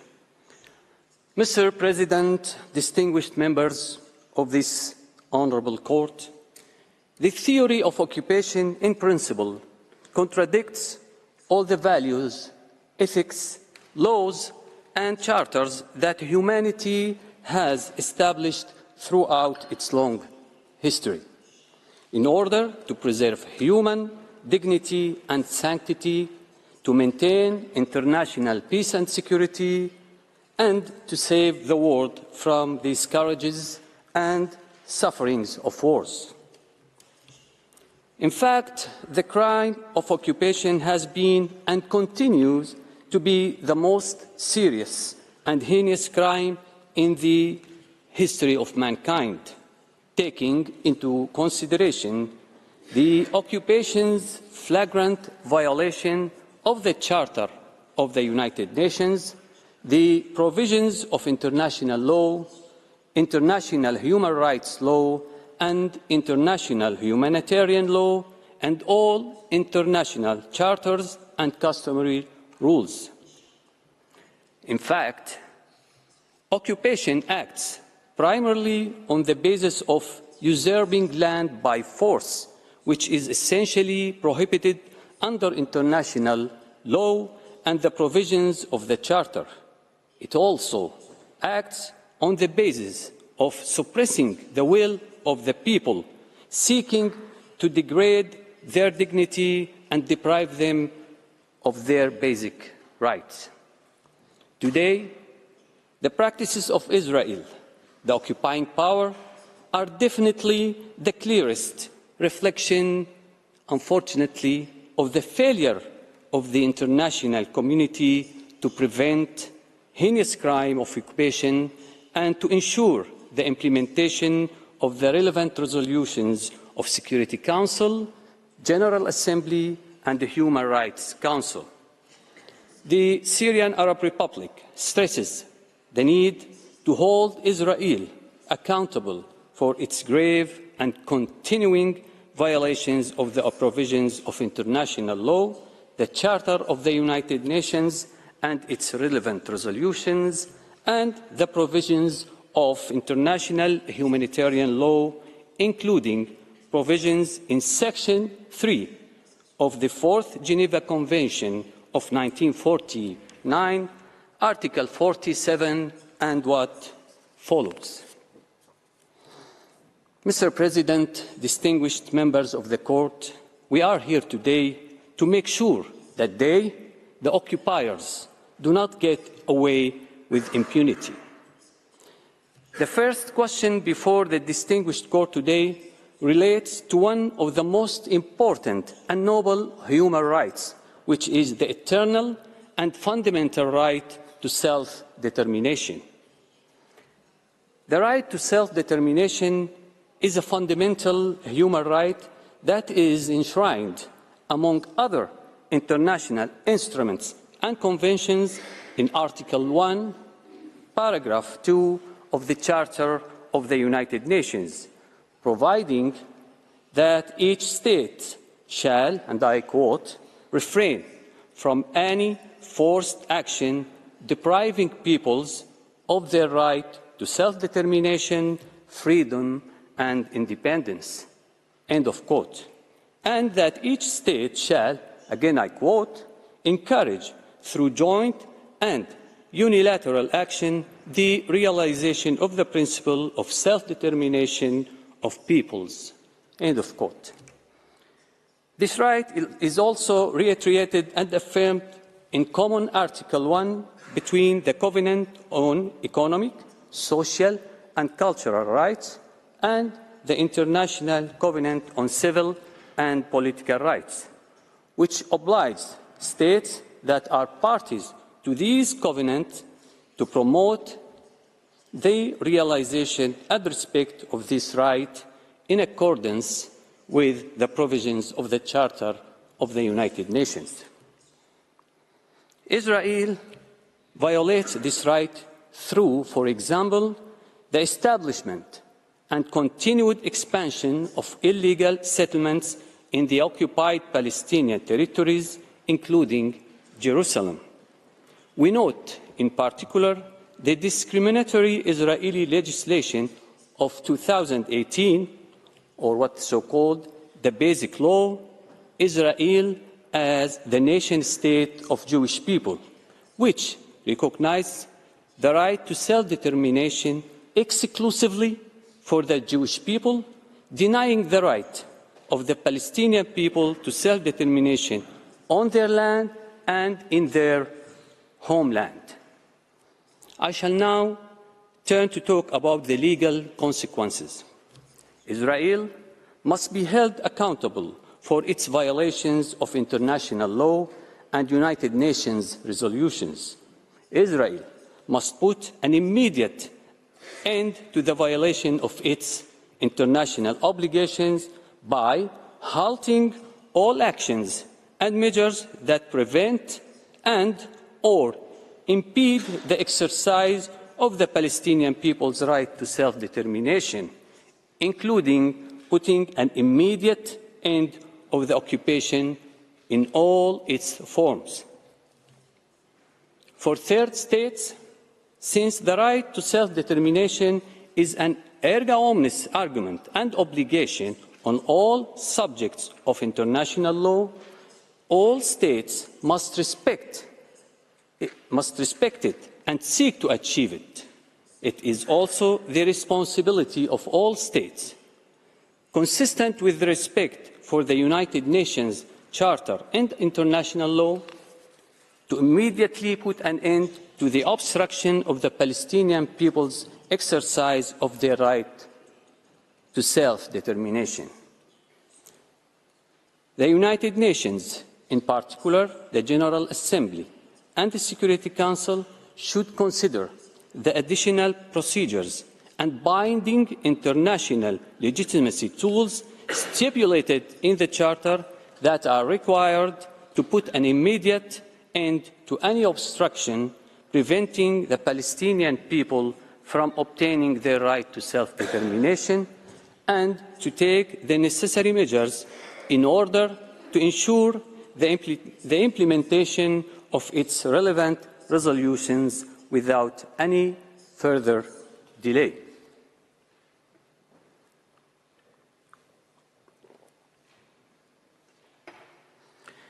With your permission, Mr. President, I shall delve into the part of the question regarding prolonged occupation, settlement and annexation, along with changing the demographic composition. The illegal Israeli settlements and the system associated with them are based actually on a dual process. On one hand, the forced displacement of Palestinians and the confiscation of their lands, and on the other hand, the transfer of Israeli settlers and the construction and expansion of settlements on confiscated lands. International humanitarian law prohibits the forced displacement of the occupied people and the transfer of citizens of the occupying power to the occupied territories, as confirmed by Article 49 of the Fourth Geneva Convention, that provides for the protection of civilians in the time of war.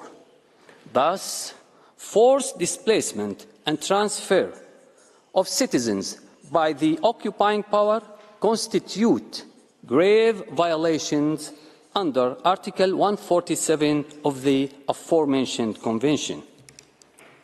Indeed, the actual annexation of parts of the occupied Palestinian land is embodied through a continuous gradual process involving the implementation of many measures and actions that include, among others, settlements' size, infrastructure, and location, which indicate the purpose to make them sustainable. Israeli government plans and directives that allowed the establishment and expansion of settlements. The legislation that enacted a dual legal system in the occupied territories in favor of the settlers at the expense of the occupied people, including the Basic Law of 2018, aka Israel as the nation state of the Jewish people. Another example, public statements of Israeli officials demonstrate to the fact that the settlement and the system associated with them constitute a deliberate policy of obtaining a permanent presence for the annexation of the territories, and confirm that the actual annexation had already taken place. The guidelines and coalition agreements of the new Israeli occupation authorities, sworn in on the 29th of December 2022, in which they explicitly declare that the Jewish people have an exclusive and indisputable right to all areas of Israel, and undertake to strengthen and develop settlements throughout what they called the land of Israel, in the Galilee, the Negev, the West Bank, and in the occupied Syrian Golan, despite the confirmation by the United Nations Security Council Resolution 497 of 1981 that provides, and I quote, "The Israeli decision to impose its laws, jurisdiction and administration in the occupied Syrian Golan Heights is null and void and without international legal effect." End of quote. Mr. President, distinguished members of the Court, in 1980, the Israeli Knesset adopted the Basic Law on Jerusalem, which states that Jerusalem, whole and united, is the capital of Israel, effectively annexing the city in flagrant violation of international law and of the city's own international status. In response, the United Nations Security Council adopted Resolution number 478, which declared that, again I quote, "all legislative and administrative measures and actions taken by Israel, the occupying power, which have altered or purport to alter the character and status of the holy city of Jerusalem, and in particular the recent Basic Law on Jerusalem, are null and void and must be rescinded forthwith." Mr. President, since then, the Israeli occupation authorities have worked to consolidate further annexation instead of reversing it. I shall now talk about the legal consequences.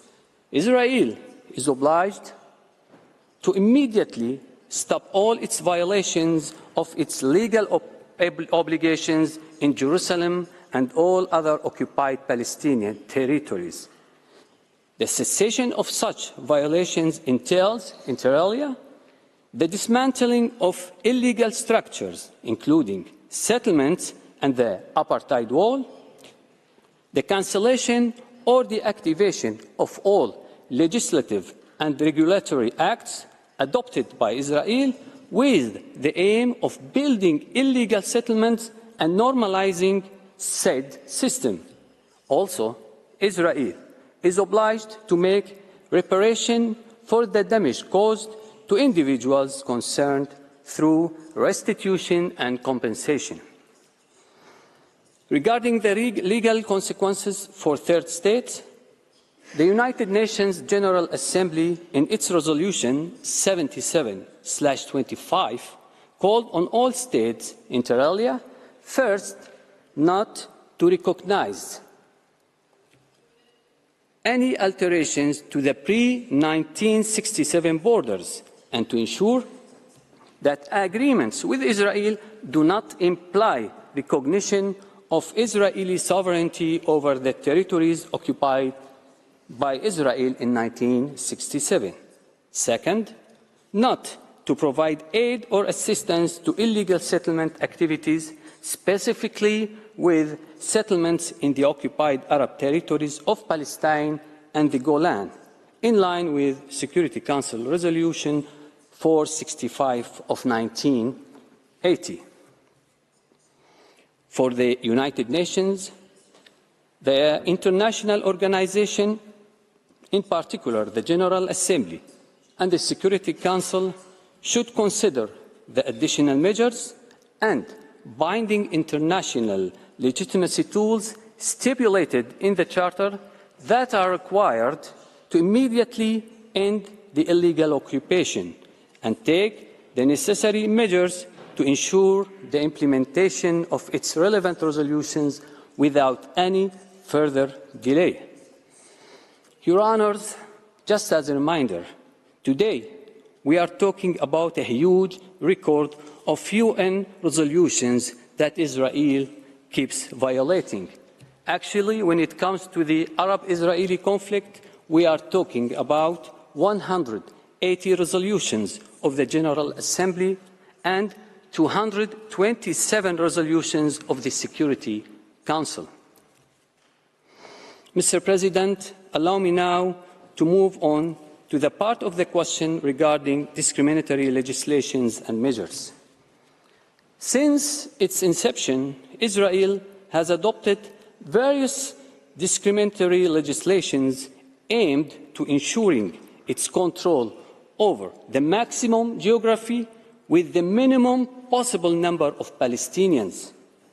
The United Nations Human Rights Council has described the Israeli discriminatory measures as, and I quote, a combination of movement restrictions consisting of the wall, checkpoints, a permit system that affects only the Palestinian population, and the application of a two-tier legal system that facilitated the establishment and consolidation of settlements and other violations and forms of institutional discrimination. End of quote.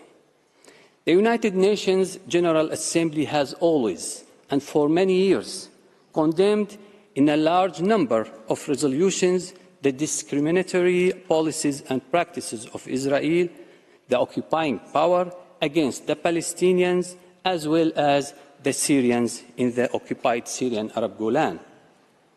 These policies and practices include, according to these resolutions, killing and injuring civilians, arbitrary arrest and detention, in addition to forced displacement of civilians, transfer of settlers to the occupied Palestinian and Syrian territories, destruction and confiscation of civilian properties, and demolishing homes.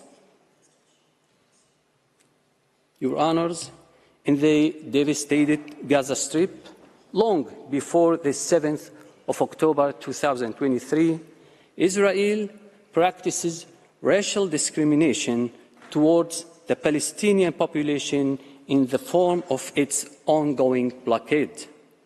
The discriminatory nature of the blockade actually imposed on the Gaza Strip was recognized by the United Nations Committee on the Elimination of Racial Discrimination.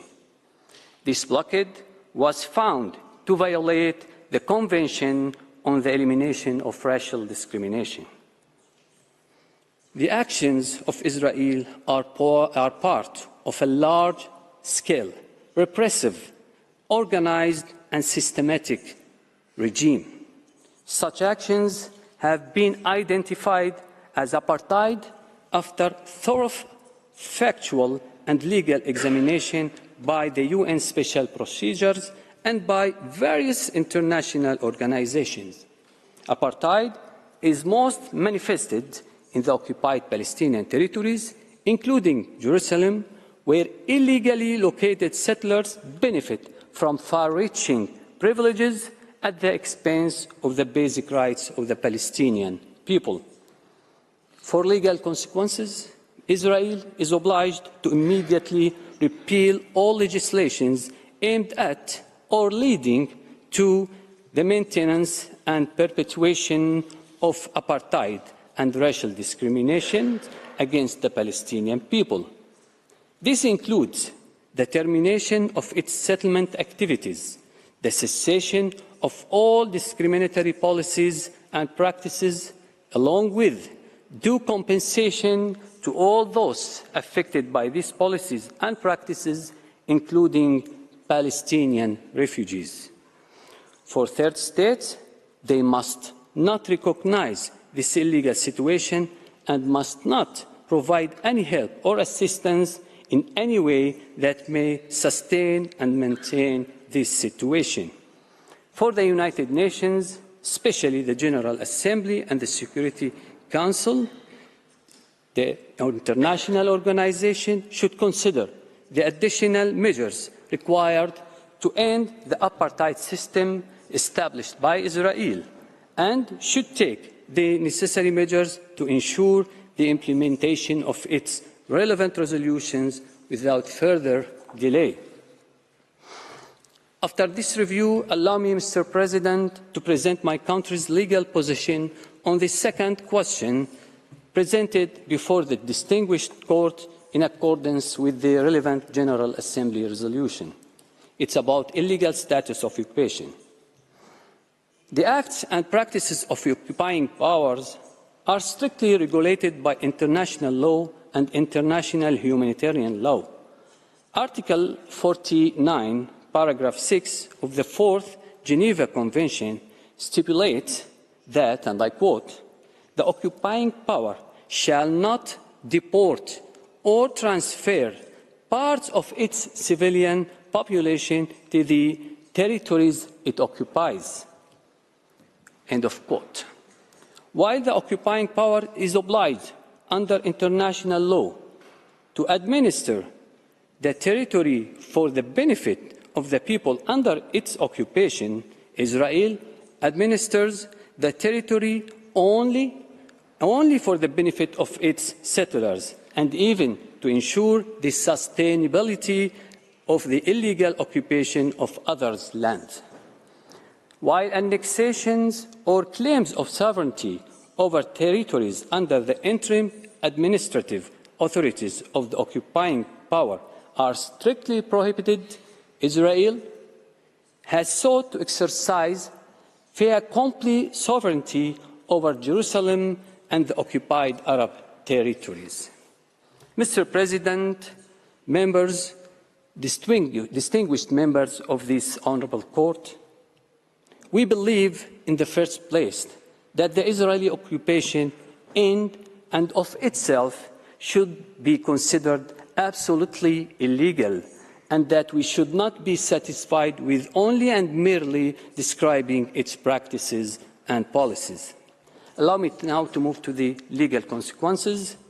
The legal consequences constitute Israeli commitment to an immediate and unconditional end to its occupation of the Arab territories in Palestine and the rest of the occupied Arab territories, including the Syrian Arab Golan, in addition to providing compensation to all those affected.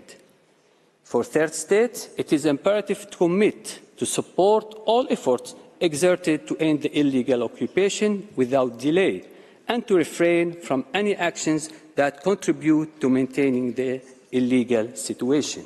For the United Nations, in particular the General Assembly and the Security Council, it should consider the additional measures and binding international legitimacy tools stipulated in the Charter that are required to ensure the implementation of the relevant resolutions without any further delay, including the immediate and unconditional end to the Israeli occupation of the occupied Arab territories in Palestine and the Syrian Golan. The Honourable Judges, the Syrian Arab Republic affirms the principle that states shall not obtain legal rights from unilateral acts that do not comply with international law. Syria also re-emphasizes the temporary nature of the occupation, and that even if it is a fait accompli, this does not and will not give the occupying power the right to acquire sovereignty over the occupied territories, no matter how long this brutal occupation lasts. Syria reiterates that the stability of the Middle East and the credibility of the United Nations system, including the esteemed court, require taking measures to ensure the implementation of all relevant international resolutions to end the Israeli occupation of all occupied Arab territories in accordance with the relevant United Nations resolutions. Mr. President, esteemed members of the court today, in this case, does not create new rights, but rather reveals rights that are violated by Israel every day since 1948. Israel is not only committing the horrendous act that we have just mentioned, but we are currently witnessing Israel committing genocide in the occupied Gaza Strip, attacking Syria, attacking Lebanon, and committing war crimes and crimes against humanity. In fact, one of the reasons for Israel's consideration of itself as being above the law is that it has been carrying out illegal occupation and committing crimes for 75 years without facing accountability or any sort of consequences.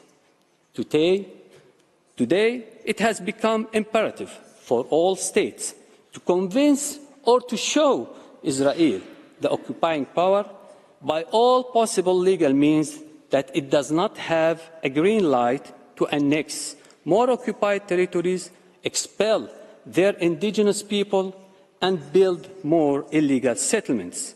Most importantly, convincing and showing Israel that there will be no peace, no security or stability for all and equal without ending the occupation and establishing a viable and sustainable Palestinian state that possesses full competence and authorities like all member states of the international community.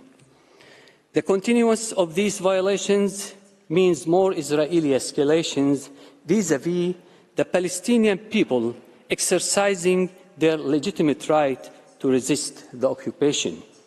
Many decades have passed, and the suffering of the Palestinian, Syrian, and Lebanese peoples under the Israeli occupation continues, mainly due to the absence of a decisive and credible political will that is keen to implement the provisions of international law. Your Honours, today, and for all these reasons, and for the sake of genuine peace and unshakable justice, we look forward to the role of jurists who took it upon themselves to equally uphold the provisions of the law in order to contribute to achieving peace and justice to those people suffering under the most violent, most tyrannous, and most oppressive form of occupation in the history of humanity. Thank you, Mr. President. Thank you, distinguished members of the Court. I thank the delegation of the Syrian Arab Republic for its presentation. I invite the next participating delegation, that's Tunisia, to address the Court and call Professor Slim Lagmani to the podium. You have the floor, sir. Monsieur le Président. Mr. President, distinguished members of the Court, it is an honour for me to appear before your esteemed Court to set out Tunisia's point of view on the request for the advisory opinion before you. This is a request for an opinion which deals with the oldest and most unbearable injustice, namely that of the Palestinian people. In December 2022, Tunisia voted in favour of Resolution 77247 because it was then and remains now convinced that an impartial and lucid legal opinion given in response to the questions posed by the General Assembly is necessary not only for the General Assembly and the United Nations, but even more so for the international community as a whole. Regarding questions relative to the jurisdiction and discretion, we are of the opinion that those arguments which led the Court in its advisory opinion on the legal consequences of the building of a wall in occupied Palestinian territory to conclude, I quote you, not only has the Court jurisdiction to give an opinion on the question posed to it by the General Assembly, but there is no compelling reason for the Court to use its discretion to not do so. End of quotation.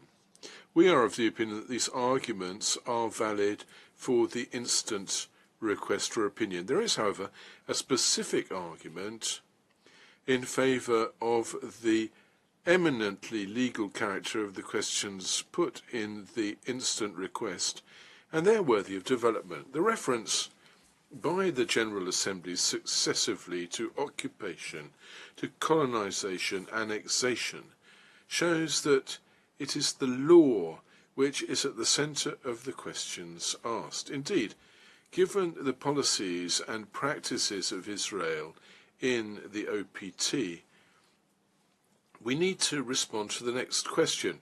Can we still speak only of an occupation, understood as placing a territory under the authority of an enemy army? Don't you think that really today this is a euphemism? Hasn't Israel gone far further than just merely annexing de jure or de facto Palestinian territories by adopting laws and measures, discriminatory laws and measures, besieging Gaza since 2007 and conducting since 7 October 2023 a war of annihilation? Going further, in what legal category can Israel's illegal presence in Palestinian territory be placed? And like what some have claimed, the advisory opinion by the court answering this question would in no fashion be an obstacle to a negotiated political settlement of the Israeli-Palestinian conflict. Quite to the contrary, it's very useful to negotiations that negotiators be informed by an impartial third party on what they are legally entitled to demand and what they can or must renounce. But perhaps first we should look at what violations are in issue, and then we'll see subsequently what their legal consequences are. Mr. President, distinguished members of the Court, you have all the necessary elements establishing the continuing violation by violation of the right of the Palestinian people to self-determination, of the prohibition of aggression, the acquisition of territories by force, the serious and persistent violations of the human rights of Palestinians, and the intransgressible rules, that's your own words, of international humanitarian law. Amongst these elements, we shall refer specifically to those established by the decisions of the Security Council, which cannot be accused of bias against Israel, and by the Court, whose independence, in your opinion of 9 July 2004, is beyond doubt. Those principles and rules breached figure in the non-existent list of peremptory norms of general international law annexed by the International Law Commission to their draft conclusions relative to the determination and legal consequences of Just Kogan's norms. The Court, for its part, has characterized certain of the norms breached as Just Kogan's rules, as, for example, the prohibition for the interdiction of prohibition of torture, crimes constituting serious breaches of the Geneva Conventions of 1949, and others have been qualified as erga omnes rights or obligations, of cardinal principles, of intransgressible principles, of principles, essential principles of contemporary international law, or indeed rules dictated by elementary considerations of humanity. Now, in the time frame that we have for this oral presentation, we can't look at all of these violations. It will suffice to show that the occupation of Palestinian territories, considered as a whole and in terms of duration, has as a final aim the negation of the Palestinian people's right to self-determination and the acquisition of its territory by force, and to attain this end, Israel has not hesitated to choose the most heinous of all means, namely the genocide of the Palestinian people. Let's look at the negation of the right of the Palestinian people to self-determination. At the end of the First World War, Palestine was placed under British Mandate A. Under Article 22, Paragraph 4 of the Covenant of the League of Nations, this mandate concerned, I quote, certain communities formerly belonging to the Ottoman Empire, which was the case of Palestine. These communities, as the article continues, have attained a level of development such that their existence as independent nations may be provisionally recognized. The League of Nations considered thus that Palestine was a nation, and that the mandate, when it expired, should have led to the definitive independence of Palestine, and this over the entire territory under the mandate. Now, throughout the mandate, the UK implemented the Balfour Declaration, part of the British mandate over Palestine. The declaration provided not for the creation of a Jewish state, but, I quote, for the establishment in Palestine of a national home for the Jews.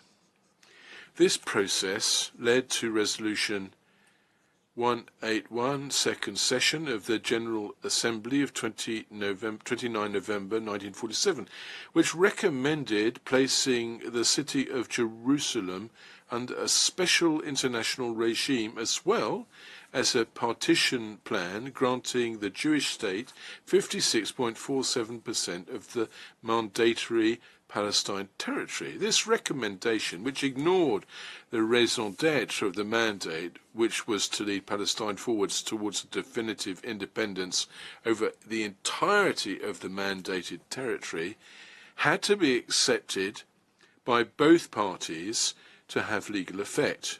Now, the Jewish party accepted it, but the Palestinians and the Arab states of the region refused.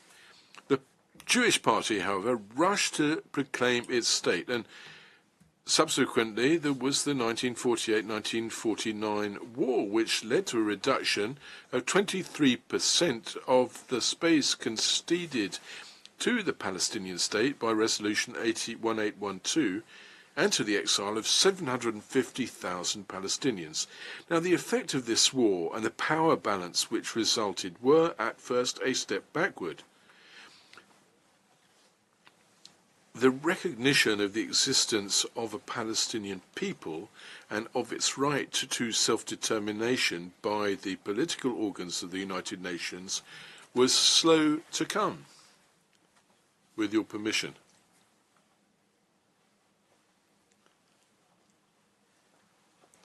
To start with, the Palestinians were considered as refugees, and we had to wait until 10 December 1969 for the General Assembly to recognise the inalienable rights of the people of Palestine. On 30 November 1970, the General Assembly will condemn governments, I quote, which refuse the right of self-determination to peoples to whom this right has been recognised, inter alia, the peoples of South Africa and of Palestine, and they will recognise the legitimacy of the struggle undertaken by those peoples subject to a foreign and colonial domination by all means at their disposal, and to obtain their recognised right to self-determination. End of quotation. The solemn recognition of the Palestinian people will come on 22 November 1974, where the General Assembly will assert the inalienable rights of the Palestinian people in Palestine, including A, the right to self-determination without external interference, and B, the right to independence and to sovereignty. The Security Council will be even slower to use the expression Palestinian people in its resolutions. It's in its Resolution 605 of 22 December 1987 that the Security Council will assert, as far as we know for the first time, the existence of a Palestinian people, where they say they deeply regret the policies and practices of Israel, the occupying power, which breaches the human rights of the Palestinian people in occupied territories. In Resolution 672 of 12 October 1990, the Security Council will recognise the legitimate political rights of the Palestinian people.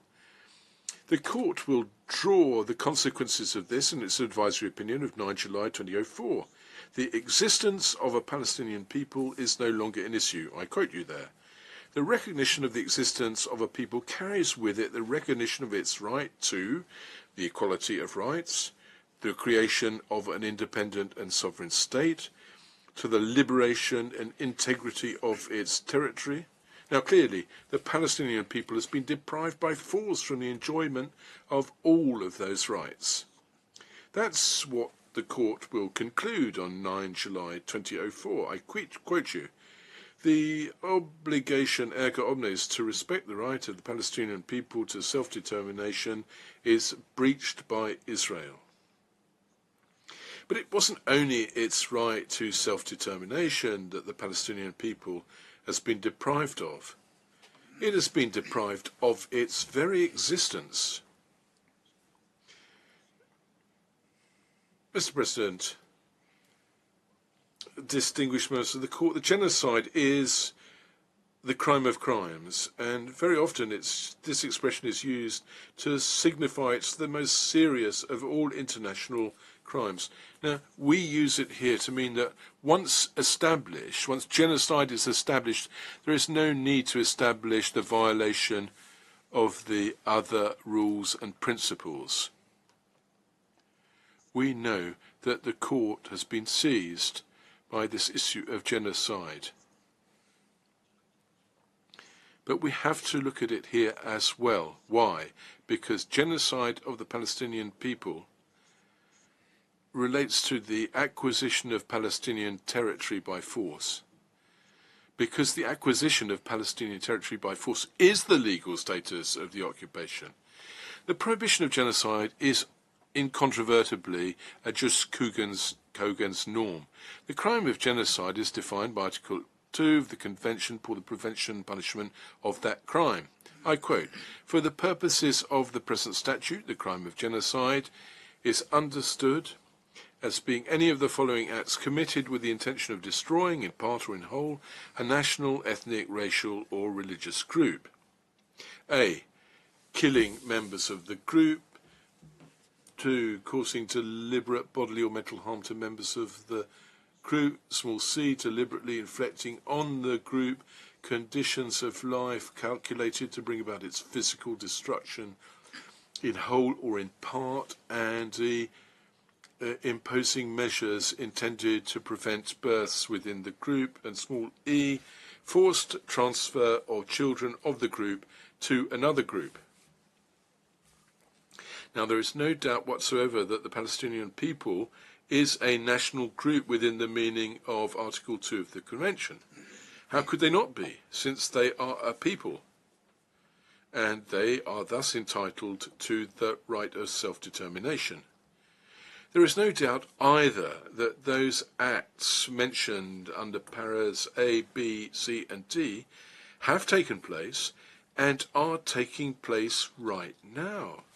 The whole world has borne witness to this and is witness to it right now. The war against Gaza, the fifth since 2007, the systematic violation and massive violation of the fundamental human rights and norms of international humanitarian law, which the court has deemed intransgressible. In this respect, it's worth pointing out that genocide does not suppose the extermination of all members of the protected group. The court considered in its judgment of 26 February 2007 that, I quote you, "Genocidal intent must be to destroy at least a substantial part of the group in question," end of citation. And in this regard, the court found in its order of 26 January 2024 that, I quote, "The Palestinians of the Gaza Strip form a substantial part of the protected group." And in between times, the entire world has been witness of the land, maritime and aerial blockade of Gaza since 2007, the excessive use of force by the Israeli army and its security forces in occupied territories, leading to deaths and casualties amongst Palestinian civilians, including children and women and others. The acts of violence and harassment committed by groups of armed settlers towards civilians and children, destruction of property, homes, religious sites, historical sites, confiscation of land as collective punishment, expulsions, forced displacement of civilians, attempts to forcibly transfer Bedouin communities, detention of thousands of Palestinians, large number of women and children, elected representatives over an excessive period, without charge and without guarantee of due process, including ill treatment and sometimes even torture.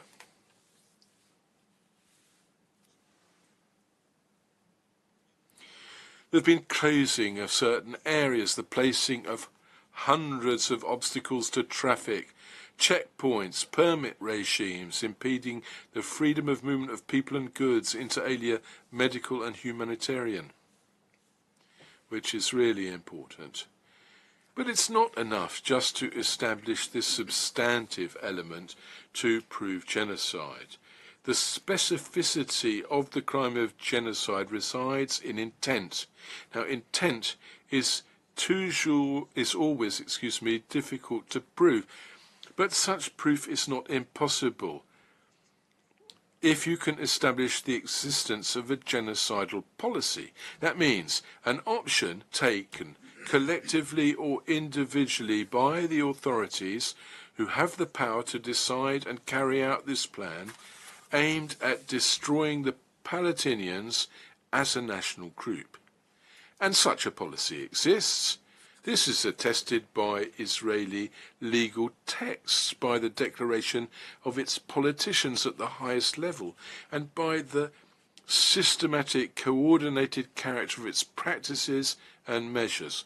Let us recall the aggression of 1967, and since then the refusal to withdraw from occupied territories, which shows that Israel has occupied these territories to install themselves there definitively.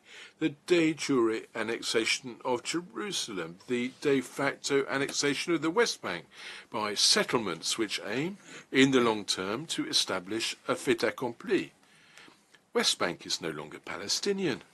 The basic law, my Syrian colleague referred to that. I quote here, Israel as the national state of the Jewish people, and in its first article defines the land of Israel as, I quote, the historic homeland of the Jewish people in which the state of Israel has been created.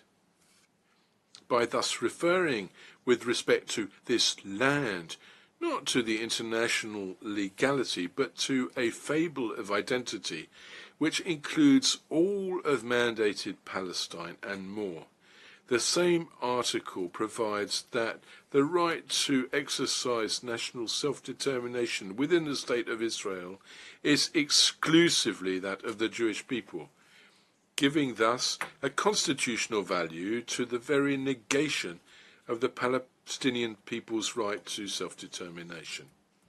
Let's also point out Article 7, which provides that the state considers the development of Jewish settlements as a national value and will act to encourage and promote their creation and reinforcement. Let us also recall the guiding principles of the coalition agreement of the current Israeli government, which was sworn in on 29 December 2022. The first of these principles expressly proclaims, I quote, that the Jewish people has an exclusive and unchallengeable right over all the areas, all the zones of the land of Israel, and engages the government to promote and develop settlements in all parts of the land of Israel, in Galilee, in Negev, in the Golan, in Judea, and in Samaria. End of citation. The 11th guiding principle asserts that the government will work to consolidate the status of Jerusalem. Let's also recall Israel's leaders' declarations, and we'll only cite two here just to give you a few examples. The first is that of Israel's Minister of Finance, dated 19 March 2023, last year. There are no Palestinians because there is not a Palestinian people. End of quotation. The second is the declaration of the Israeli Prime Minister. I quote him, "I will never compromise on the total control which Israel must maintain over security over all territory west of the River Jordan." All territory west of the River Jordan. End of citation. It is clear from these texts and declarations that Israel considers that all the territory of mandatory Palestine is its own, and that there is no Palestinian people. All of the foregoing shows, Mr. President, distinguished members of the Court, it shows the existence of a systematic policy, namely a clear intention and desire to destroy Palestinians as a national group entitled to self-determination and state independence, and to reduce the survivors to a group of stateless refugees. Let's turn now to the legal consequences that stem from these violations. They may be classified into two categories: the particular consequence of the serious violations of peremptory norms of general international law on the one hand, and the specific consequences of the violation of the prohibition of genocide on the other. The International Law Commission has ascribed specific consequences to the serious violations of Jos Kogen's norms and has defined what it understood by serious violation is grave. A violation if it denotes on the part of the responsible state a flagrant or systematic breach to the execution of this obligation, end of quote. The violation of Jos Kogen's norms committed by Israel are both flagrant and systematic. Flagrant is used to refer to what is obvious for all to see. Is it not obvious to the eyes of all that Israel occupies the Palestinian territories, that it colonizes this territory, that is annexed Jerusalem, that in the war of aggression that it conducts against Gaza, it ignores and lays claim to the disregard it shows for principles of distinction and proportionality. It has deliberately targeted sites and protected persons. Systematic is used to refer to what is done with method and without failure, of what proceeds from a predetermined order beforehand, and what is deliberate. Is it not apparent from the policies and practices of Israel that there is a predetermined order, a plan hatched whose ultimate goal is to destroy the Palestinians as a people, to reduce them to dust as individuals, and that Israel has never ceased working to fulfill it? The results of the grave violations of peremptory norms of general international law, the following consequences: the responsible state cannot rely on circumstances excluding responsibility. Israel cannot assert neither self-defense, nor force majeure, nor distress, nor a state of necessity to exclude its responsibility, nor is it entitled to turn to countermeasures. As regards the other states, Jos Kogen's norms create erga omnes obligations, in respect of which all states have a legal interest. In particular, all states have a duty to cooperate to end, through lawful means, violations committed by Israel. All states have the duty to recognize as unlawful the situations created by the OPT and to refrain from all acts that might constitute aid or assistance in this regard. All states, and not just the aggrieved states, are entitled to invoke the responsibility of Israel. They can demand that Israel ceases these violations and assurances and guarantees of non-repetition, as well as discharging the obligation of reparation. The violation of the prohibition of genocide carries all the specific consequences of the violations of the Jos Kogan's norms. It also carries specific consequences provided for by the Convention for the Prevention and Punishment of the Crime of Genocide, and the Rome Statute of the ICC for all states that are parties to it. These specific consequences are as follows. Firstly, establishment of universal jurisdiction in this regard.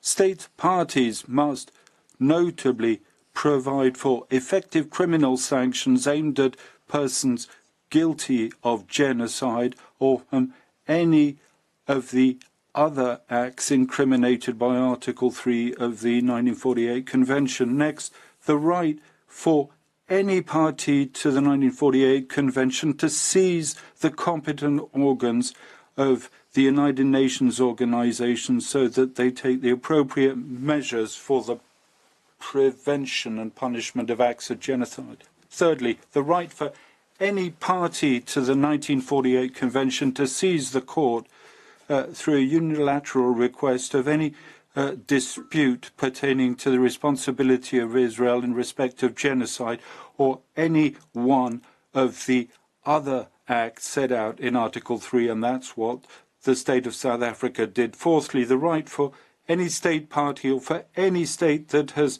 accepted the jurisdiction of the ICC in accordance with Article 12, Paragraph 3 of the Rome Statute to seize the court if it has serious reasons to believe that a crime of genocide has been committed in its territory. That's what the State of Palestine did. Lastly, the right for any state party to the Rome Statute to defer to the prosecutor of the ICC the situation in Palestine and to ask him to investigate the situation. And that's what, on 17 November 2023, 5 state parties did: South Africa, Bangladesh, Bolivia, Comoros and Djibouti.